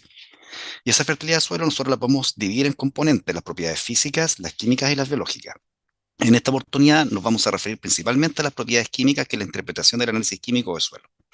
Entonces, si nosotros nos remontamos a la historia y viéramos esta capacidad de hacer producir en una gráfica, que lo que ustedes ven aquí en esta gráfica como una barra de color verde, si nosotros pensáramos en la capacidad que tenía ese suelo hace 100 años atrás, o sea, pudiéramos remontarnos a la historia y ver cuánto producía hace 100 años, graficamos eso como rendimiento, esa condición inicial, ¿cierto? Ese color verde que ustedes ven ahí, y si después de 100 años haciendo agricultura continuamente no se hubiera aplicado nada de fertilizante, lo que nosotros habríamos observado es una caída en ese potencial productivo, ¿ya? Que es la columna roja. ¿Ya? Va cayendo. Como nosotros no queremos que esto caiga, vamos a ir reponiendo el préstamo que le hace el suelo a la planta a través del ingreso de nutrientes, porque el suelo le está prestando nutrientes constantemente, ¿ya? Entonces, como nosotros no queremos que esta fertilidad caiga, le vamos a ir reponiendo. Entonces, en la historia de la agricultura, al menos de Chile, a inicios del siglo XX se empleaba el salitre, ¿ya? El oro blanco. Luego, después de la Revolución Verde, el año 1945, viene la urea de síntesis, por lo tanto, ese nitrógeno o el nitrógeno de la urea reemplazaba a 3 kilos de salitre, ¿ya? 1 kilo de urea reemplazaba a 3 kilos de salitre, era mucho más conveniente, más barato además. Y luego en los años 60 o años 70 se van incorporando los fosfatos, ¿ya? Los fosfatos naturales, ¿cierto? Fosfatos de calcio, etcétera, hasta que llegamos al superfato triple y algunos fosfatos conocidos. Y por ahí, por el año 80, comienzan a incorporarse los potasios o la potasa, como le llaman en el campo. Entonces hacemos esta misma gráfica, incorporando nitrógeno, fósforo y potasio. La condición final del suelo, después de muchos años, ya no está en rojo, como el caso del anterior donde no se aplicaba nada. Es mejor que la anterior, pero tampoco es la óptima, porque solamente estamos reponiendo 3 nutrientes prestados por el suelo, solo el nitrógeno, el fósforo y el potasio. Por lo tanto, la agricultura en Chile, por ahí por los años 90, comenzó a emplear las mezclas de fertilización y se fueron incorporando elementos como el magnesio, el azufre, el calcio a través del encalado cuando era necesario, y en algunos casos los microelementos, y ya desde los años 90 estamos trabajando con fórmulas de fertilización que incorporan todos los nutrientes que va absorbiendo la planta y les vamos devolviendo al suelo su préstamo. Y por lo tanto mantenemos esta condición. Pero mejor que esto es que si nosotros conociéramos cuáles son los niveles adecuados de cada nutriente en el suelo, lo detectáramos y lo corrigiéramos a tiempo, nosotros podríamos aplicar esos nutrientes en mayor concentración o en mayor dosis que lo que está consumiendo el cultivo, y eso nos permitiría elevar el nivel de estos nutrientes a un nivel en el cual ya no hay respuesta agronómica o en la cual la planta encuentra todo lo que necesita y por lo tanto manifiesta o expresa su rendimiento potencial. Y a esto le llamamos condición final, que sería la barra azul. O sea, ese es nuestro objetivo en el manejo agrícola, poder detectar estos factores limitantes, elevarlos en el suelo y a su vez reponer los nutrientes que nos va a pedir prestado en nuestro cultivo. Ya que nos está prestando el suelo, nosotros los vamos reponiendo a través de las prácticas de fertilización, ya sea en un evento o parcializado para aquellos elementos que sean muy dinámicos como el nitrógeno y en algunos casos el azufre. Para ello, entonces, para poder conocer cuáles son estas propiedades químicas, tenemos que hacer nuestro análisis de suelo. Aquí viene un ejemplo muy simple en el cual tenemos tres potreros de distinto historial o distinta pendiente o distinta textura, por eso los separamos entre unidades distintas y vamos recorriendo nuestro potrero tomando distintas muestras, porque como esto es un muestreo aleatorio que pretendemos que represente a toda la zona, tenemos que tomar un número de muestras mínimo de 25, porque se ha demostrado en estudios de fertilidad de suelo que con un número de muestras de 25 o mayor a 25, el coeficiente de variación para los que manejen la estadística se minimiza. Y de ahí en adelante la media de 25 muestras o la media de 30 muestras o la media de 40 muestras es prácticamente la misma. Pero si ustedes reducen el número de sus muestras a 20, a 15, a 12, los valores medios de los elementos van a variar y no son tan precisos. Entonces, para precisar, ese valor mínimo de sus muestras debe ser 25. Entonces, aquí este potrero en color celeste, 25 son muestras, del que está en color blanco, 25, lo mismo el potrero que está en color amarillo. Estas 25 son muestras, constituyen una gran muestra que se mezcla muy bien y luego se lleva al laboratorio para su análisis. La profundidad del muestreo va a depender del cultivo. En el caso de las praderas, que concentran su actividad radicular principalmente en los primeros 10 centímetros, es de 0 a 10. En cultivos como el trigo, el maíz, la papa, 0 a 20. Y en frutales, 0 a 30 centímetros. Y otra cosa importante es que la calidad de la colecta de la muestra sea óptima. Es decir, que ustedes tomen la misma masa de suelo desde arriba, desde el medio y desde abajo, para que este perfil, ya sea de 10 centímetros, de 20 o de 30, represente la realidad del campo para que luego nosotros podamos calcular los aportes de nutrientes o, lo más práctico, la dosis de nutrientes para una hectárea de cultivo. ¿Ya? Desde ahí que es sumamente importante la calidad del muestreo. Generalmente la mejor herramienta es el barreno, pero el barreno tiene la limitación que en suelos con piedras no va a funcionar. Por lo tanto, en suelos con piedras nosotros volvemos a la técnica antigua, que es la construcción de un hoyito con la pala, y aquí nosotros vemos este poliedro perfecto. Una vez que se construye, se coloca aquí abajo una espátula o una pala chiquitita y se van raspando con cuidado las paredes de este cajoncito para ir colectando estas submuestras de suelo. Por lo tanto, en aquellos suelos donde hay pedregosidad en superficie va a ser mucho más lenta la técnica de muestreo. Para que ustedes tengan una idea, el tiempo que tarda la colecta de muestras en el campo es más o menos de media hora por potero, ¿ya? Y si hay piedras, puede ser 1 hora o 1 hora y media, dado que tenemos que construir estos cajoncitos, ¿ya? La colecta de la muestra o el tiempo dedicado es de suma importancia para que el resultado que ustedes van a obtener sea la realidad del campo y se ajuste a la realidad que va a tener el cultivo que desea realizar el productor. Una vez que ustedes ya tienen el resultado del análisis químico, como lo en esta gráfica, para cada elemento, que son las barritas de colores, va a haber un nivel óptimo, un nivel adecuado, ¿ya? Que es la línea punteada que ustedes observan aquí en esta lámina. En el caso de este ejemplo, este potrero indica que el elemento de color azul está en su nivel óptimo. El que está en color celeste o verde claro, como lo quieran ver, está cercano al óptimo, el amarillo un poco más bajo, ¿cierto? El verde un poco mejor, el rojo está en la mitad y el naranja está muy abajo. Por lo tanto, para este potrero el factor limitante es el color naranja. Mientras nosotros no corrijamos ese factor limitante, va a ser difícil que podamos elevar nuestro potencial productivo. Entonces, todas nuestras prácticas de manejo de fertilización tienen que estar orientadas para que a través del paso del tiempo estos elementos lleguen al nivel de la línea punteada, lleguen al nivel óptimo en el cual la planta va a crecer sin ningún problema, va a tener todo lo que necesita y en el cual ya no hay respuesta agronómica. Es decir, si ustedes le agregan una dosis más alta de algún nutriente, para la planta es indiferente, no va a cambiar su rendimiento. ¿Ya?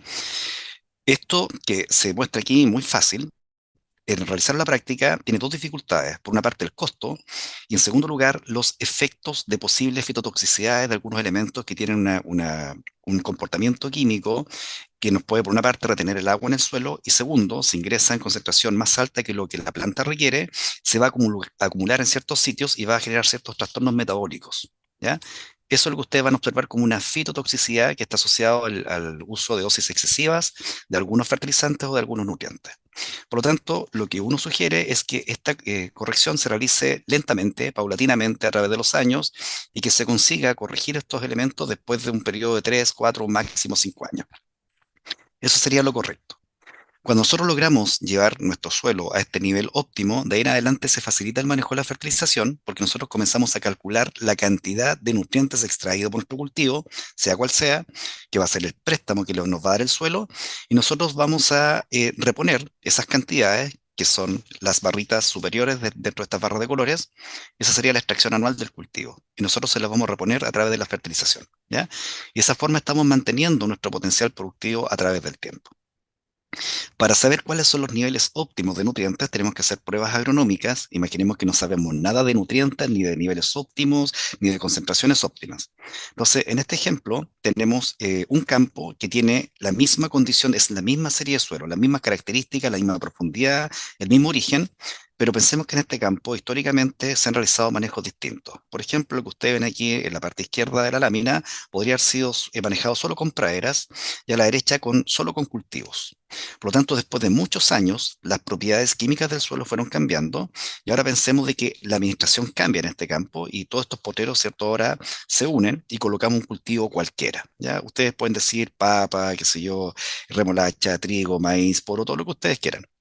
Y nosotros, entendiendo que esta zona tenía una fertilidad distinta a la que ustedes ven aquí a la derecha, medimos ciertas propiedades químicas del suelo, para el caso de este ejemplo, el fósforo Olsen, y vemos de que a la izquierda tenemos 5 partes por millón de fósforo y a la derecha 20 partes por millón de fósforo. Pensemos que no sabemos nada de concentraciones adecuadas, ¿ya? Esto es como si nos mostraran un análisis de sangre, nos mostraran el colesterol en la sangre, y usted se tiene colesterol total 150, ¿ya? Como no tenemos idea de esa cifra, no sabemos si es alto, si es bajo, si es óptimo, no tenemos idea de nada, ¿ya? O el examen de triglicéridos, 500, por ejemplo, ¿ya? Entonces, en principio, no sabemos si asustarnos o no, si estamos bien, porque no tenemos idea de la adecuacidad de esa cifra. Entonces, para saber si esto es adecuado o no, hacemos la siguiente prueba agronómica. Obviamente, con todas las labores agronómicas correctas, siempre en la fecha oportuna, preparación de suelo, ¿cierto? Manejo del control de malezas, de enfermedades, manejo correcto de la fertilización, excepto en un elemento, el fósforo. En la mitad de este sector realizamos nuestro cultivo, pero sin aplicación de fósforo, y en la otra mitad le aplicamos 100 kilos de P2O5 por hectárea, ¿ya? En el otro potrero que estaba al lado y que tuvo un manejo, un historial distinto, donde hay 20 partes por millón de fósforo Olsen, hacemos lo mismo, la mitad sin fósforo y la otra mitad con fósforo. ¿Qué observamos? Que en el potrero que se muestra aquí a la izquierda, al agregar fósforo hay un incremento en el rendimiento. Por lo tanto, hay respuesta agronómica, y si hay respuesta agronómica, eso indica que el nivel que hay en el suelo no era suficiente. Por eso es que hay respuesta a la aplicación. En cambio, a la derecha, el haber aplicado fósforo o no haber aplicado no cambió en nada la situación de rendimiento. Por lo tanto, indica que lo que hay abajo es suficiente para el cultivo y sería el nivel adecuado, que en este caso es 20 partes por millón, ¿ya? Y así con niveles intermedios y también con ejercicios agronómicos vamos determinando cuál es la capacidad de respuesta agronómica, y con eso vamos definiendo niveles medios, niveles bajos, niveles altos, ¿ya? Y con todo ello se construyen estas tablas de referencia, donde ustedes tienen los distintos componentes que se emplean para nuestro análisis de fertilidad de suelo: materia orgánica, pH, conductividad eléctrica, capacidad de intercambio catiónico, nitrógeno, fósforo, las unidades de medida, ¿ya? Porcentajes para la materia orgánica, no hay unidades adimensionales, el pH medido al agua, conductividad eléctrica medida en milimos por centímetro, de Siemens por metro, que es lo mismo, la capacidad de intercambio catiónico o los cationes en centimoles por kilogramo, que también es equivalente a usar miliequivalentes por 100 gramos, nitrógeno y fósforo disponibles, azufre también en partes por millón o miligramos por kilogramo, y luego los niveles de referencia, dependiendo de cuál sea la textura dominante en el suelo, si dominan las arenas o dominan las arcillas, porque el comportamiento químico no va a ser el mismo, ¿ya? Entonces, después de tanto usar estas tablitas, uno aprende, se va aprendiendo un poco los valores de referencia, pero si no, lo podemos usar y leer cada vez que lo necesitemos, ¿ya? Y así ustedes van viendo niveles de referencia para los distintos elementos. ¿Qué significa este nivel de referencia? Que cuando el nutriente o el factor que estamos midiendo en el suelo se encuentra dentro del rango adecuado o mayor al valor adecuado o menor a este valor de referencia, la planta podría llegar a su potencial de rendimiento, ¿ya? Si no está dentro de este rango, si está, por ejemplo, en nivel menor, significa que en la fertilización habrá que emplear una dosis mayor que la referencial para poder lograr el rendimiento que estamos buscando. Si es una concentración mayor, entonces la dosis que vamos a emplear es menor, porque el suelo tiene una reserva suficiente que nos puede seguir prestando durante mucho tiempo. Y así hacemos mucho más eficiente nuestro manejo de fertilización. En la siguiente lámina ustedes ven los cationes de intercambio, potasio, calcio, magnesio, sodio, todos con la misma unidad de medida. Si suman los cuatro, tenemos la suma de bases, también expresada en centimol por kilogramo, y aquí ustedes van a ver los valores de referencia. Obviamente, a la medida que aumenta el porcentaje de arcilla, el nivel de referencia que deberíamos esperar como adecuado va a ser mayor, porque la fuerza de absorción química de estos elementos hacia las arcillas es mayor. Por lo tanto, el suelo tiene una resistencia al préstamo. Le cuesta mucho más prestar estos cationes en la medida que tengamos mucha más arcilla. ¿Ya? Hacemos la suma de bases. ¿Por qué es importante la suma de bases? Porque para aquellos suelos que presenten arcillas de carga variable, como son los suelos, por ejemplo, formados por cenizas volcánicas, o sea, todo lo que tenemos desde la octava región hacia el sur, o aquellos suelos caoliníticos que presentan carga variable, van a ser afectados por la lluvia. Porque cada vez que llueve, como el pH del agua lluvia es 5,5, es un agua estilada, el suelo se va a protonizar. Y estas arcillas de carga variable van a absorber parte de los protones para generar capacidad tampón, y estos protones van a reaccionar con la fracción húmica del suelo. ¿Ya? Y la carga que antes era negativa ahora va a ser positiva porque está absorbiendo estos protones, estos hidrógenos. Por lo tanto, la SIC del suelo va a cambiar. ¿Ya? Entonces, para aquellos suelos, la medición de esta capacidad de intercambio catiónico no nos va a ser útil, ¿ya? Porque como es variable en el caso de la presencia de ese tipo de arcillas, y tenemos que trabajar con un valor de cálculo que sea mucho más estable, que es la CICE, o capacidad de intercambio catiónico efectiva, que es la sumatoria de estos cuatro cationes más el aluminio, y luego que tenemos esa CICE, vamos a ver qué tan molestoso o qué tan dañino puede ser el aluminio. Y tomamos el valor de aluminio, lo dividimos en la CICE, lo multiplicamos por 100 y calculamos el porcentaje de saturación de aluminio, el cual en todos los casos y para todos los cultivos, excepto el lupino, debe ser inferior a 5%. El lupino no tiene ningún problema, se adapta a condiciones de acidez, la papa también tiene una moderada adaptación a condiciones de acidez, pero el resto de las especies no. Sobre todo los trigos, ¿cierto? Las cebadas, las leguminosas, no, son poco tolerantes al aluminio presente en el suelo. Entonces, si este porcentaje de saturación de aluminio fuera inferior al 5%, no tendríamos ningún problema y podemos desarrollar agricultura y no es necesario encalar. Pero si fuera mayor al 5%, entonces tenemos que corregir este aluminio que va a causar daño a las células a nivel de la raíz. ¿Y cómo lo corregimos? Encalando. El encalado de suelo, una vez que la cal es agregada al suelo, es aplicada y se hidroliza, el carbonato que se va a liberar va a formar hidróxidos y bicarbonatos. Ambos compuestos químicamente son muy afines con el aluminio, lo van a atrapar químicamente y lo van a precipitar. Por lo tanto, estamos sacando aluminio del medio, ¿no? Lo estamos controlando. Y los sitios que antes ocupaba el aluminio ahora van a ser reemplazados por el calcio de la cal o por el calcio y el magnesio en el caso que fuera una cal dolomita. ¿Ya? Y con ello mejoramos la fertilidad química del suelo y la planta va a crecer en un ambiente mucho más hóspito, más amigable, que le permite llegar a su rendimiento potencial. Eh, estas bases también deben presentar una relación óptima entre ellas. ¿Por qué? Porque si nosotros analizamos químicamente estos elementos, el potasio es un catión monovalente, el sodio también, el calcio y el magnesio son cationes divalentes. Y la divalencia tiene mayor fuerza de absorción química que la monovalencia.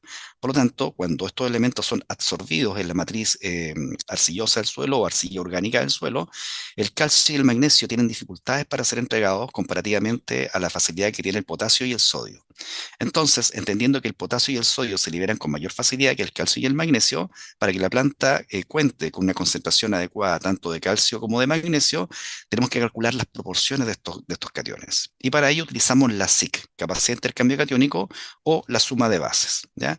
En el caso de usar la SIC, para que haya una adecuada provisión de calcio, el calcio debería ocupar entre el 60 al 65% de la SIC, y para el caso de suelos arcillosos, entre 55 y 65.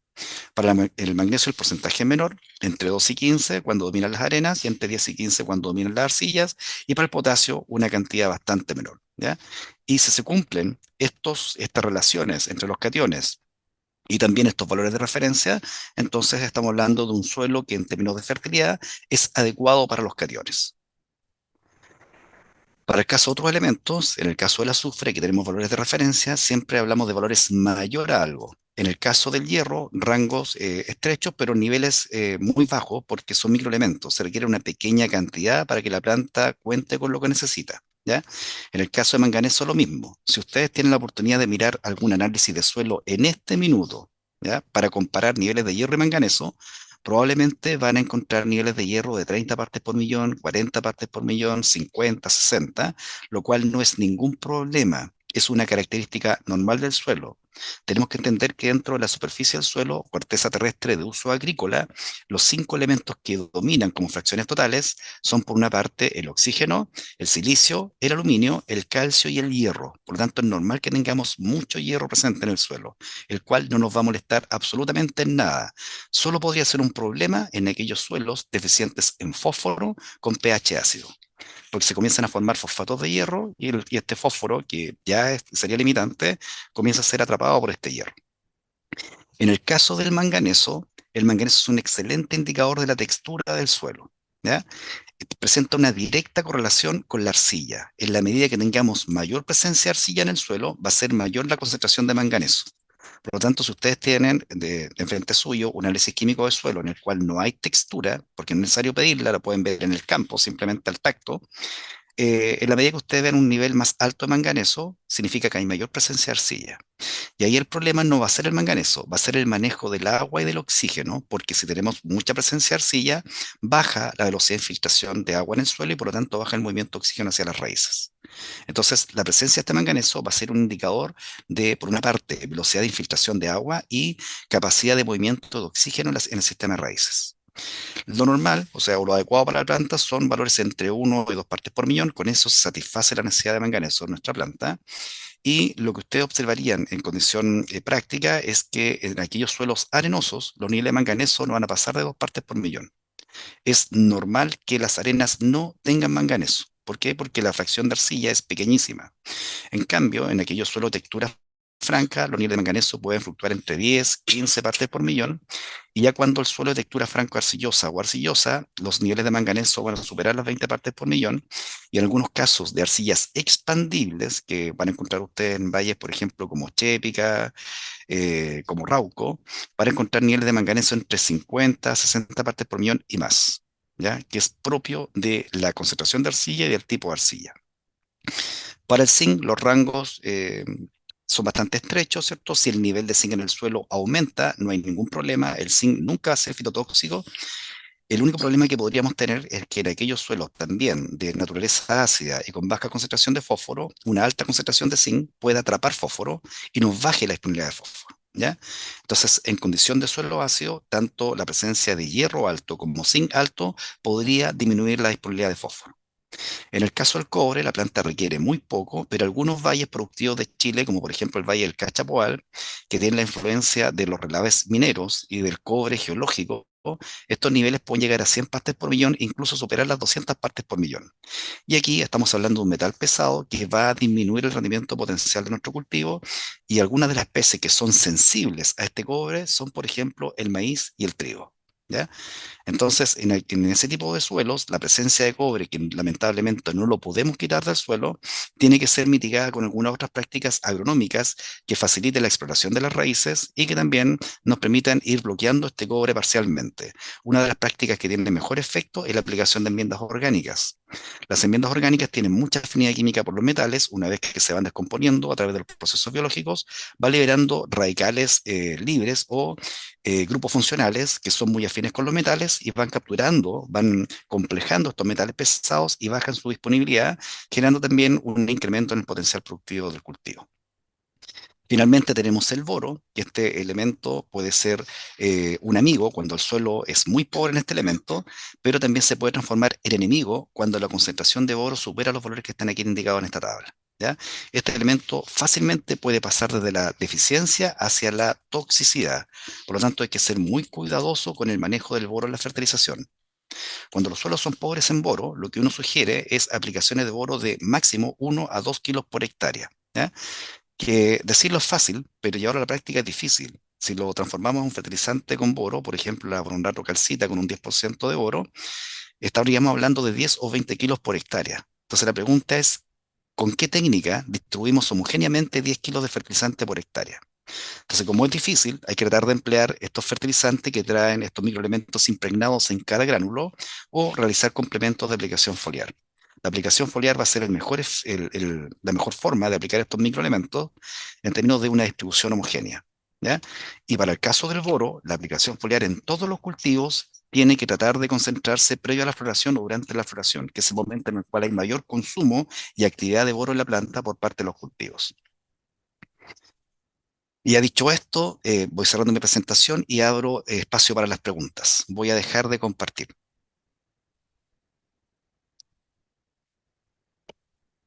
Vamos a dar inicio ahora a la sección de preguntas. Nos acompaña Fabiola. Fabiola, cuéntanos. Sí, muchas gracias, Juan. Yo me tuve que ir a abrigar porque la verdad que tengo demasiado frío. Em, sí, tenemos una consulta de Víctor Fuentes. Dice, en ganadería tenemos problemas de deficiencia de selenio en el forraje y en los animales, fundamental para su fertilidad. ¿Se hacen se hacen medidas de este mineral? Sí, todo es posible de medir. Los análisis de rutina no consideran selenio. Los de rutina. Se le llama análisis de rutina a aquella paleta de análisis que son normalmente requeridos o solicitados por los agricultores, ¿ya?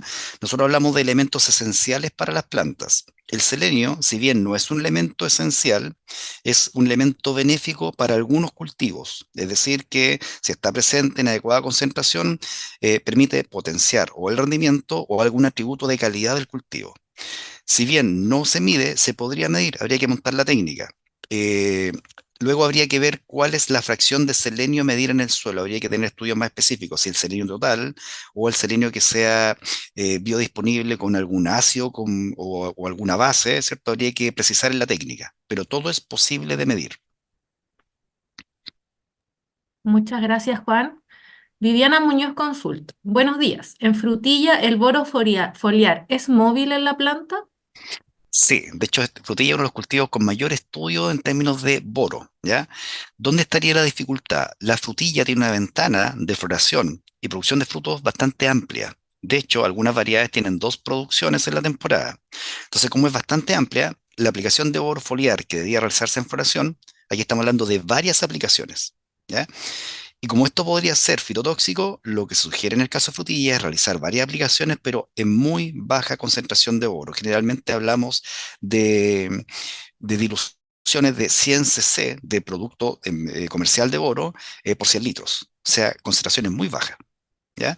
Pero varios eventos. ¿Qué significa varios eventos? Repetir esta aplicación cada 10 días o máximo cada 15 días durante el periodo de emisión de flores.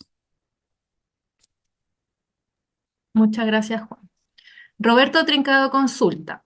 ¿Cómo cambia la condición del suelo con las quemas? ¿Por qué después de un incendio de bosque esclerófilo aumenta tanto las gramíneas? Eh, ya, son dos preguntas en una. Porque una cosa es la adaptación de las especies a una condición. Hay que entender de que las plantas se pueden diseminar a través de distintos mecanismos, ¿ya? Y el suelo es un reservorio de semillas. Podemos tener más de 1000 semillas por metro cuadrado de suelo. Y en esas 1000 semillas hay diversas especies. Estas se van a desarrollar o se van a expresar en función de la condición que exista. Si están bajo bosque, no tienen luz, por lo tanto la posibilidad de poder germinar es bajísima, porque reciben poca luz y poca temperatura, ¿ya? Pero si el bosque desaparece, cambia la condición, y si el suelo se mueve, también se estimula la germinación, ¿ya? Y esa germinación o la aparición de plantas va a depender de cuál sea el reservorio natural que esté presente. Y las gramíneas de distintos tipos dominan en la mayoría de los ambientes. Siempre vamos a encontrar gramíneas en todos los campos. Gramíneas como maleza, como plantas espontáneas, etcétera. ¿Qué ocurre después de una quema o de un incendio? Cuando hay esta quema o incendio, lo que se combustiona es el carbono. Y el carbono, que forma estructura en toda la planta, o toda la planta es un continuo de moléculas carbonadas, cuando se combustiona se están rompiendo estas uniones químicas, se rompe esta conexión, por lo tanto los elementos que estaban adheridos al carbono, formando moléculas, formando estructura, ahora se desprenden y se liberan. Algunos, en esta condición de combustión, pueden pasar a estados gaseosos, como por ejemplo el nitrógeno, el azufre, el mismo carbono que se pierde como CO2, y otros elementos que no tienen la posibilidad de, en sus estados de reducción o oxidación, formar gases, van a precipitar como minerales. Y aquí tenemos las sales de potasio y sales de fósforo. Por lo tanto, en el residuo que va a quedar sobre el suelo después de la quema, si nosotros tomáramos una muestra y lo analizásemos, dado que se perdió el carbono, el oxígeno y el hidrógeno que estaba adherido al carbono ahora forman hidróxidos. Y los hidróxidos van a elevar el pH. El fósforo y el potasio que estaba presente en este compuesto vegetal también va a ingresar al suelo. Lo mismo va a ocurrir con el calcio y con el magnesio. Por lo tanto, si ustedes tomaran una muestra de suelo después de la quema, van a encontrar de que en superficie, los primeros 5 centímetros, se ha presentado un incremento del pH del suelo y también un incremento en la concentración de potasio, de fósforo y probablemente de calcio y magnesio si es que el método lo logra detectar respecto a una situación control. Entonces tenemos un cambio químico que es parcial. ¿Por qué es parcial? Porque si bien esa ceniza está elevando el pH, basta que tengamos un nuevo ciclo de lluvia para que ese hidróxido reaccione con los protones del agua de lluvia y vaya formando agua. Por lo tanto, el pH que quedó levemente con un incremento en superficie, luego comienza a normalizarse y va a volver al valor normal, valga la redundancia, de esa condición de suelo. ¿Ya? Químicamente tenemos un suelo un poco más fértil en fósforo y en potasio, pero eso no explica el que aparezca una especie u otra, porque si bien tenemos un incremento, esos dos elementos que son esenciales no son todos los elementos esenciales, porque el principal elemento que es generador del crecimiento de la planta y que le da la vida a la planta, ¿cierto? Por eso es que los franceses le llaman la azote, ya porque da vida, es el nitrógeno. Y cuando hay una quema, todo el nitrógeno que estaba atrapado dentro de la planta es liberado al ambiente o gran parte a la forma de gas. Por lo tanto, estamos perdiendo fertilidad en términos de nitrógeno. Entonces, lo que se está observando en términos de aparición de gramíneas no está asociado con la condición química del suelo, está asociado más bien con el reservorio natural de semilla. Muchas gracias, Juan. Juan Francisco Torrejón de Ecocer Chile S.A. ¿El balance de fertilidad entre suelo y área foliar tiene alguna técnica más eficiente para después hacer un análisis? Eh, la verdad es que la pregunta es compleja. Yo agradecería si precisase un poco más a qué se refiere, porque el área foliar es indicador de productividad, pero el área foliar está más bien asociado a la captura de luz y de carbono, no a la captura de nutriente. El nutriente va a ser absorbido, dado que la planta está realizando procesos fotosintéticos. Y esa captura de carbono desde el ambiente es la que está gatillando la absorción de agua desde el suelo, de oxígeno desde el suelo y por arrastre de nutrientes que permiten ir formando distintos compuestos dentro de la planta para que esta vaya creciendo. Por lo tanto, yo agregaría si precisa la pregunta para saber qué quiere, qué nos está preguntando y cuál es la respuesta que está buscando. Perfecto. Entonces, Francisco, si puedes concretar la consulta y te leemos más en unos minutos más. Mientras, desde Panamá nos escribe César y pregunta, para las personas de bajos recursos que no pueden o no tengan para pagar un análisis de suelo, ¿cuáles serían los elementos esenciales para que el suelo que ellos trabajen no bajen sus rendimientos? Ya, en primer lugar, lo que uno hace antes de, o sea, cuando no tenemos la posibilidad de realizar análisis de suelo porque no contamos con los recursos necesarios, lo que uno sugiere es estudiar o revisar antecedentes de estudios de caracterización de suelos de la zona. ¿Ya? Hay algunos métodos que se han empleado que vamos siguiendo generalmente en la escuela gringa, con sistemas de clasificación de suelo, donde se utiliza el lenguaje taxonómico, pero también hay descripción de propiedades químicas del suelo, que nos dan una generalidad de lo que tenemos o no tenemos en ese tipo de suelo. Y ese tipo de estudios existen, ¿ya? Existen para todo el mundo. Algunos con mayor precisión, otros con menor precisión. Luego también podemos ver estudios locales realizados por universidades, por ejemplo, donde realizan alguna caracterización de alguna realización de cultivo o de algún experimento con establecimientos de cultivo, con mejora genética, etcétera. Generalmente hay caracterizaciones del perfil de suelo que es algo que siempre se está pidiendo para una publicación o científica o divulgativa. ¿Ya? También podemos recoger antecedentes desde ahí. Si no tenemos ninguno de los dos, eh, hay algunos indicadores de plantas nativas o naturales que van mostrando presencia o ausencia de nutrientes. Por ejemplo, los tréboles pueden indicar deficiencia de potasio o deficiencia de calcio, dependiendo de la aparición o no aparición de círculos en sus hojas que pueden ser o blancos o amarillos. Cuando son blancos son deficiencias de calcio y cuando son amarillos son deficiencias de potasio. ¿Ya? La vid vinífera, sobre todo el cultivar Carmener, es indicador de la eficiencia de potasio. Cuando no hay potasio en el suelo y tenemos vid vinífera, insisto, cultivar Carmener, comienza a cambiar el color de la hoja y se torna rojizo por lo menos 2 o 3 meses antes de la senescencia, o sea, se adelanta esta senescencia. Van a encontrar otras especies indicadoras, por ejemplo, la avena. La avena es indicadora de la toxicidad de boro. Cuando hay concentración de boro muy alta en el suelo, la avena genera albinismo y comienza a perder la clorofila y se comienza a agregar la clorofila desde el ápice en sentido basipétalo, porque el boro no permite esta síntesis, incluso genera esta degradación. Y así van a encontrar distintas especies indicadoras que también uno lo podría observar en el campo. Si no tenemos nada de esto o no tenemos mucha noción, lo que nosotros tendríamos que medir en nuestro análisis de suelo a lo menos es el pH. La materia orgánica también se podría medir, pero se puede detectar a la vista. Ustedes podrían hacer una caricata, mirar el color del suelo, tomar el suelo, ver su textura, ¿cierto? La materia orgánica es muy suave, se parece a la leche en grumo, entonces es fácil de ver en términos de color y de suavidad. Por lo tanto, eh, podríamos eliminar este análisis en función del recurso, pero sí de importancia medir el pH, medir el fósforo, ¿ya? Usted pone así, ¿por qué no el nitrógeno? Porque el nitrógeno está asociado a la materia orgánica. Si le podemos ir agregando otros elementos en la medida que tengamos un poco más de recursos, pero lo mínimo, si la pregunta es así de taxativa, pH y fósforo del suelo. Muchas gracias, Juan. Tenemos otra consulta de Montserrat Araya. ¿Qué tanto interviene el manganeso en la germinación del polen y en la ayuda a la asimilación del nitrógeno? Montserrat desde Curicó. Ya. También es una pregunta bastante específica. El manganeso es un elemento esencial principalmente en la fotosíntesis, en el transporte electrónico, porque trabaja a nivel de fotosistema 2 y también 1, es transportador electrónico. Si no tenemos manganeso, no hay formación de energía, porque no hay captura de CO2, ¿ya? Porque primero va moviendo la luz y la luz es activador del sistema fotosintético. La ausencia absoluta de manganeso nunca va a ocurrir. Todos los suelos van a tener algo de manganeso. Por lo tanto, cuando hay deficiencia, la planta igual va a crecer, va a ciclar, pero va a producir menos.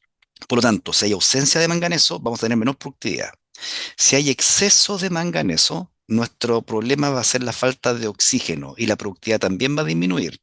¿Por qué? Porque en un nivel alto de manganeso que está acusando un suelo con mala velocidad de infiltración, con mucha reducción y por lo tanto con falta de oxígeno, por una parte va a tener menor desarrollo o menor actividad de biomasa benéfica en el suelo y en segundo lugar menor absorción de oxígeno por la raíz, por lo tanto menor actividad mitocondrial. Y la mitocondria, que es la responsable de formar el ATP, va a estar generando menos ATP, menos energía y la planta va a producir menos. En términos del ciclo de reducción del nitrógeno, ¿cierto? El manganeso va a participar muy poco, algo como cofactor, pero no va a ser gravitante. El mayor problema del manganeso, ya sea en deficiencia o en exceso, está asociado con la capacidad fotosintética o con la capacidad de consumo de oxígeno, dependiendo si es o deficiencia o exceso. Muchas gracias, Juan. Seguimos con Juan Carlos. Dice, los rangos de nutrientes óptimos presentados en las tablas están según tipo de suelo. ¿Se puede generalizar para todos los cultivos o se debe precisar los rangos para cada especie cultivada? Lo digo porque la extracción de un tomate es muy diferente con respecto a la extracción de un cereal. Ya, perfecto. Efectivamente, las tablas son referenciales y muy generales, pero si nosotros quisiéramos estudiar cada cultivo por separado, la tabla va a cambiar. Los valores van a ser diferentes, ¿ya? También hay que entender que lo que muestra la tabla no es la concentración total del nutriente en el suelo, es la concentración biodisponible, la cual es dinámica, porque cuando la planta va creciendo en ausencia de fertilización, va absorbiendo elementos desde el suelo le va prestando, pero la fracción no disponible va a reponer lentamente a esta fracción biodinámica o biodisponible. ¿Ya? Por lo tanto, hay entregas paulatinas para tratar de reponer los niveles. O sea, el suelo no se va a empobrecer de un año a otro, y tampoco se va a enriquecer de un año a otro, no van a cambiar fuertemente los niveles químicos, porque hay una serie de procesos físicos, químicos y biológicos que están interactuando y que están moderando estos cambios bruscos de concentración, ¿ya? Y si especificamos, obviamente, el tomate que tiene mayor extracción, sobre todo de potasio y de calcio que cualquier otra de las especies del tipo cultivo, ¿cierto? Con los frutales cambia la situación, requiere de niveles de referencia un poco más altos. Y si quisiéramos ser específicos, tendríamos que hacer estudios por especie para determinar a partir de qué concentración ya dejamos de obtener respuesta agronómica. O sea, si queremos ser específicos, tendríamos que tener una tabla no para cada especie, sino que para grupos reducidos de especies. ¿Ya? Por ejemplo, una tabla para tomate y pimentón, otra tabla para los cereales, otra tabla para las hortalizas de hoja, otra tabla para hortalizas, por ejemplo, de tallo, etcétera. Muchas gracias. Porfirio Cusi consulta. Por favor, ¿podría ampliarnos las ventajas y desventajas de la fertilización foliar? Es bastante amplio, ¿ah? Eso es motivo de otra presentación, de otra charla, ¿ya? Pero la fertilización foliar actúa como apoyo a la nutrición de la planta. La nutrición de la planta es principalmente a través de la raíz. Está adaptada para que consuma el agua, el oxígeno y, producto de este arrastre de agua, los nutrientes que están presentes en el suelo. La fertilización foliar podría representar entre el 2 al 5% de la nutrición de la planta, me refiero a elementos químicos, ¿cierto? Si es que nosotros la estamos haciendo constantemente, y actúa como un complemento para suplir aquellos elementos que no estén en concentración adecuada en el suelo o que no puedan ser provistos a través de la aplicación al suelo o que no estén disponibles en el suelo. Ejemplo, aplicaciones de zinc, aplicaciones de hierro, que el suelo de pH básico está completamente bloqueado en el suelo y requiere estas aplicaciones foliares. Aplicaciones de boro en eventos de floración, por ejemplo, o de madurez de frutos, y va a actuar como este complemento que suple necesidades parciales, o también va a actuar como un estimulante a la actividad de la planta. Si vamos incrementando con aplicaciones foliares levemente la concentración dinámica a nivel del tejido de absorción, obligamos a que la planta tenga mayor capacidad de trabajo. Es como el entrenador, ¿cierto? Que está constantemente diciéndole al jugador, ¿cierto? O al corredor, ¿cierto? Vamos, vamos, siga, siga, que puede llegar a la meta, falta todavía. Eso va a ser la aplicación foliar. Va a ser un estimulante de mayor actividad o una herramienta para poder suplir deficiencias de micronutrientes que en el suelo podrían estar en menor disponibilidad que lo necesario.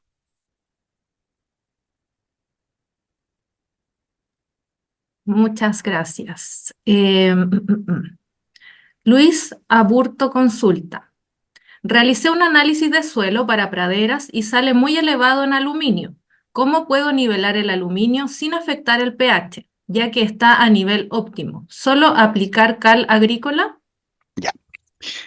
La pregunta es bastante importante porque el pH medido al agua, que si bien funciona bien en la mayoría de los suelos, en aquellos suelos con presencia de arena, que no sé si es el caso de él, el pH responde por una parte a la suma de bases, pero por una parte importante al silicio presente en las arenas. El silicio tiene una reacción básica. Nosotros podríamos tener un suelo de arena, no sé si es el caso, ¿cierto? Pero sí merece mencionarlo. Un suelo arenoso como los que tenemos en Los Ángeles, en Cabrero, en Yumbel, me refiero a las condiciones de Chile, en el cual podemos tener pH 6 y niveles de bases muy bajos. ¿Ya? ¿Por qué tenemos pH 6? Porque el silicio del suelo es alto y es el silicio el que está elevando el pH. Por lo tanto, si nosotros decidimos la aplicación o no aplicación de bases o de encalado en función del pH para ese tipo de suelos, nos estamos equivocando, porque el pH del agua no va a ser el indicador. Y ahí tendríamos que medir la suma de bases y la saturación de bases. Entonces, si el pH está correcto y el aluminio está alto, puede que ese suelo tenga presencia de arenas y eso sea el elemento que está disturbando la lectura o esta correlación.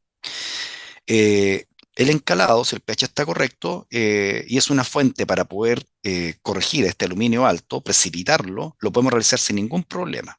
¿Ya? Porque el encalado nos va a elevar levemente el pH. En términos genéricos, por cada 1 tonelada de cal aplicada al suelo, el pH se eleva en 0,1 unidad. ¿Ya?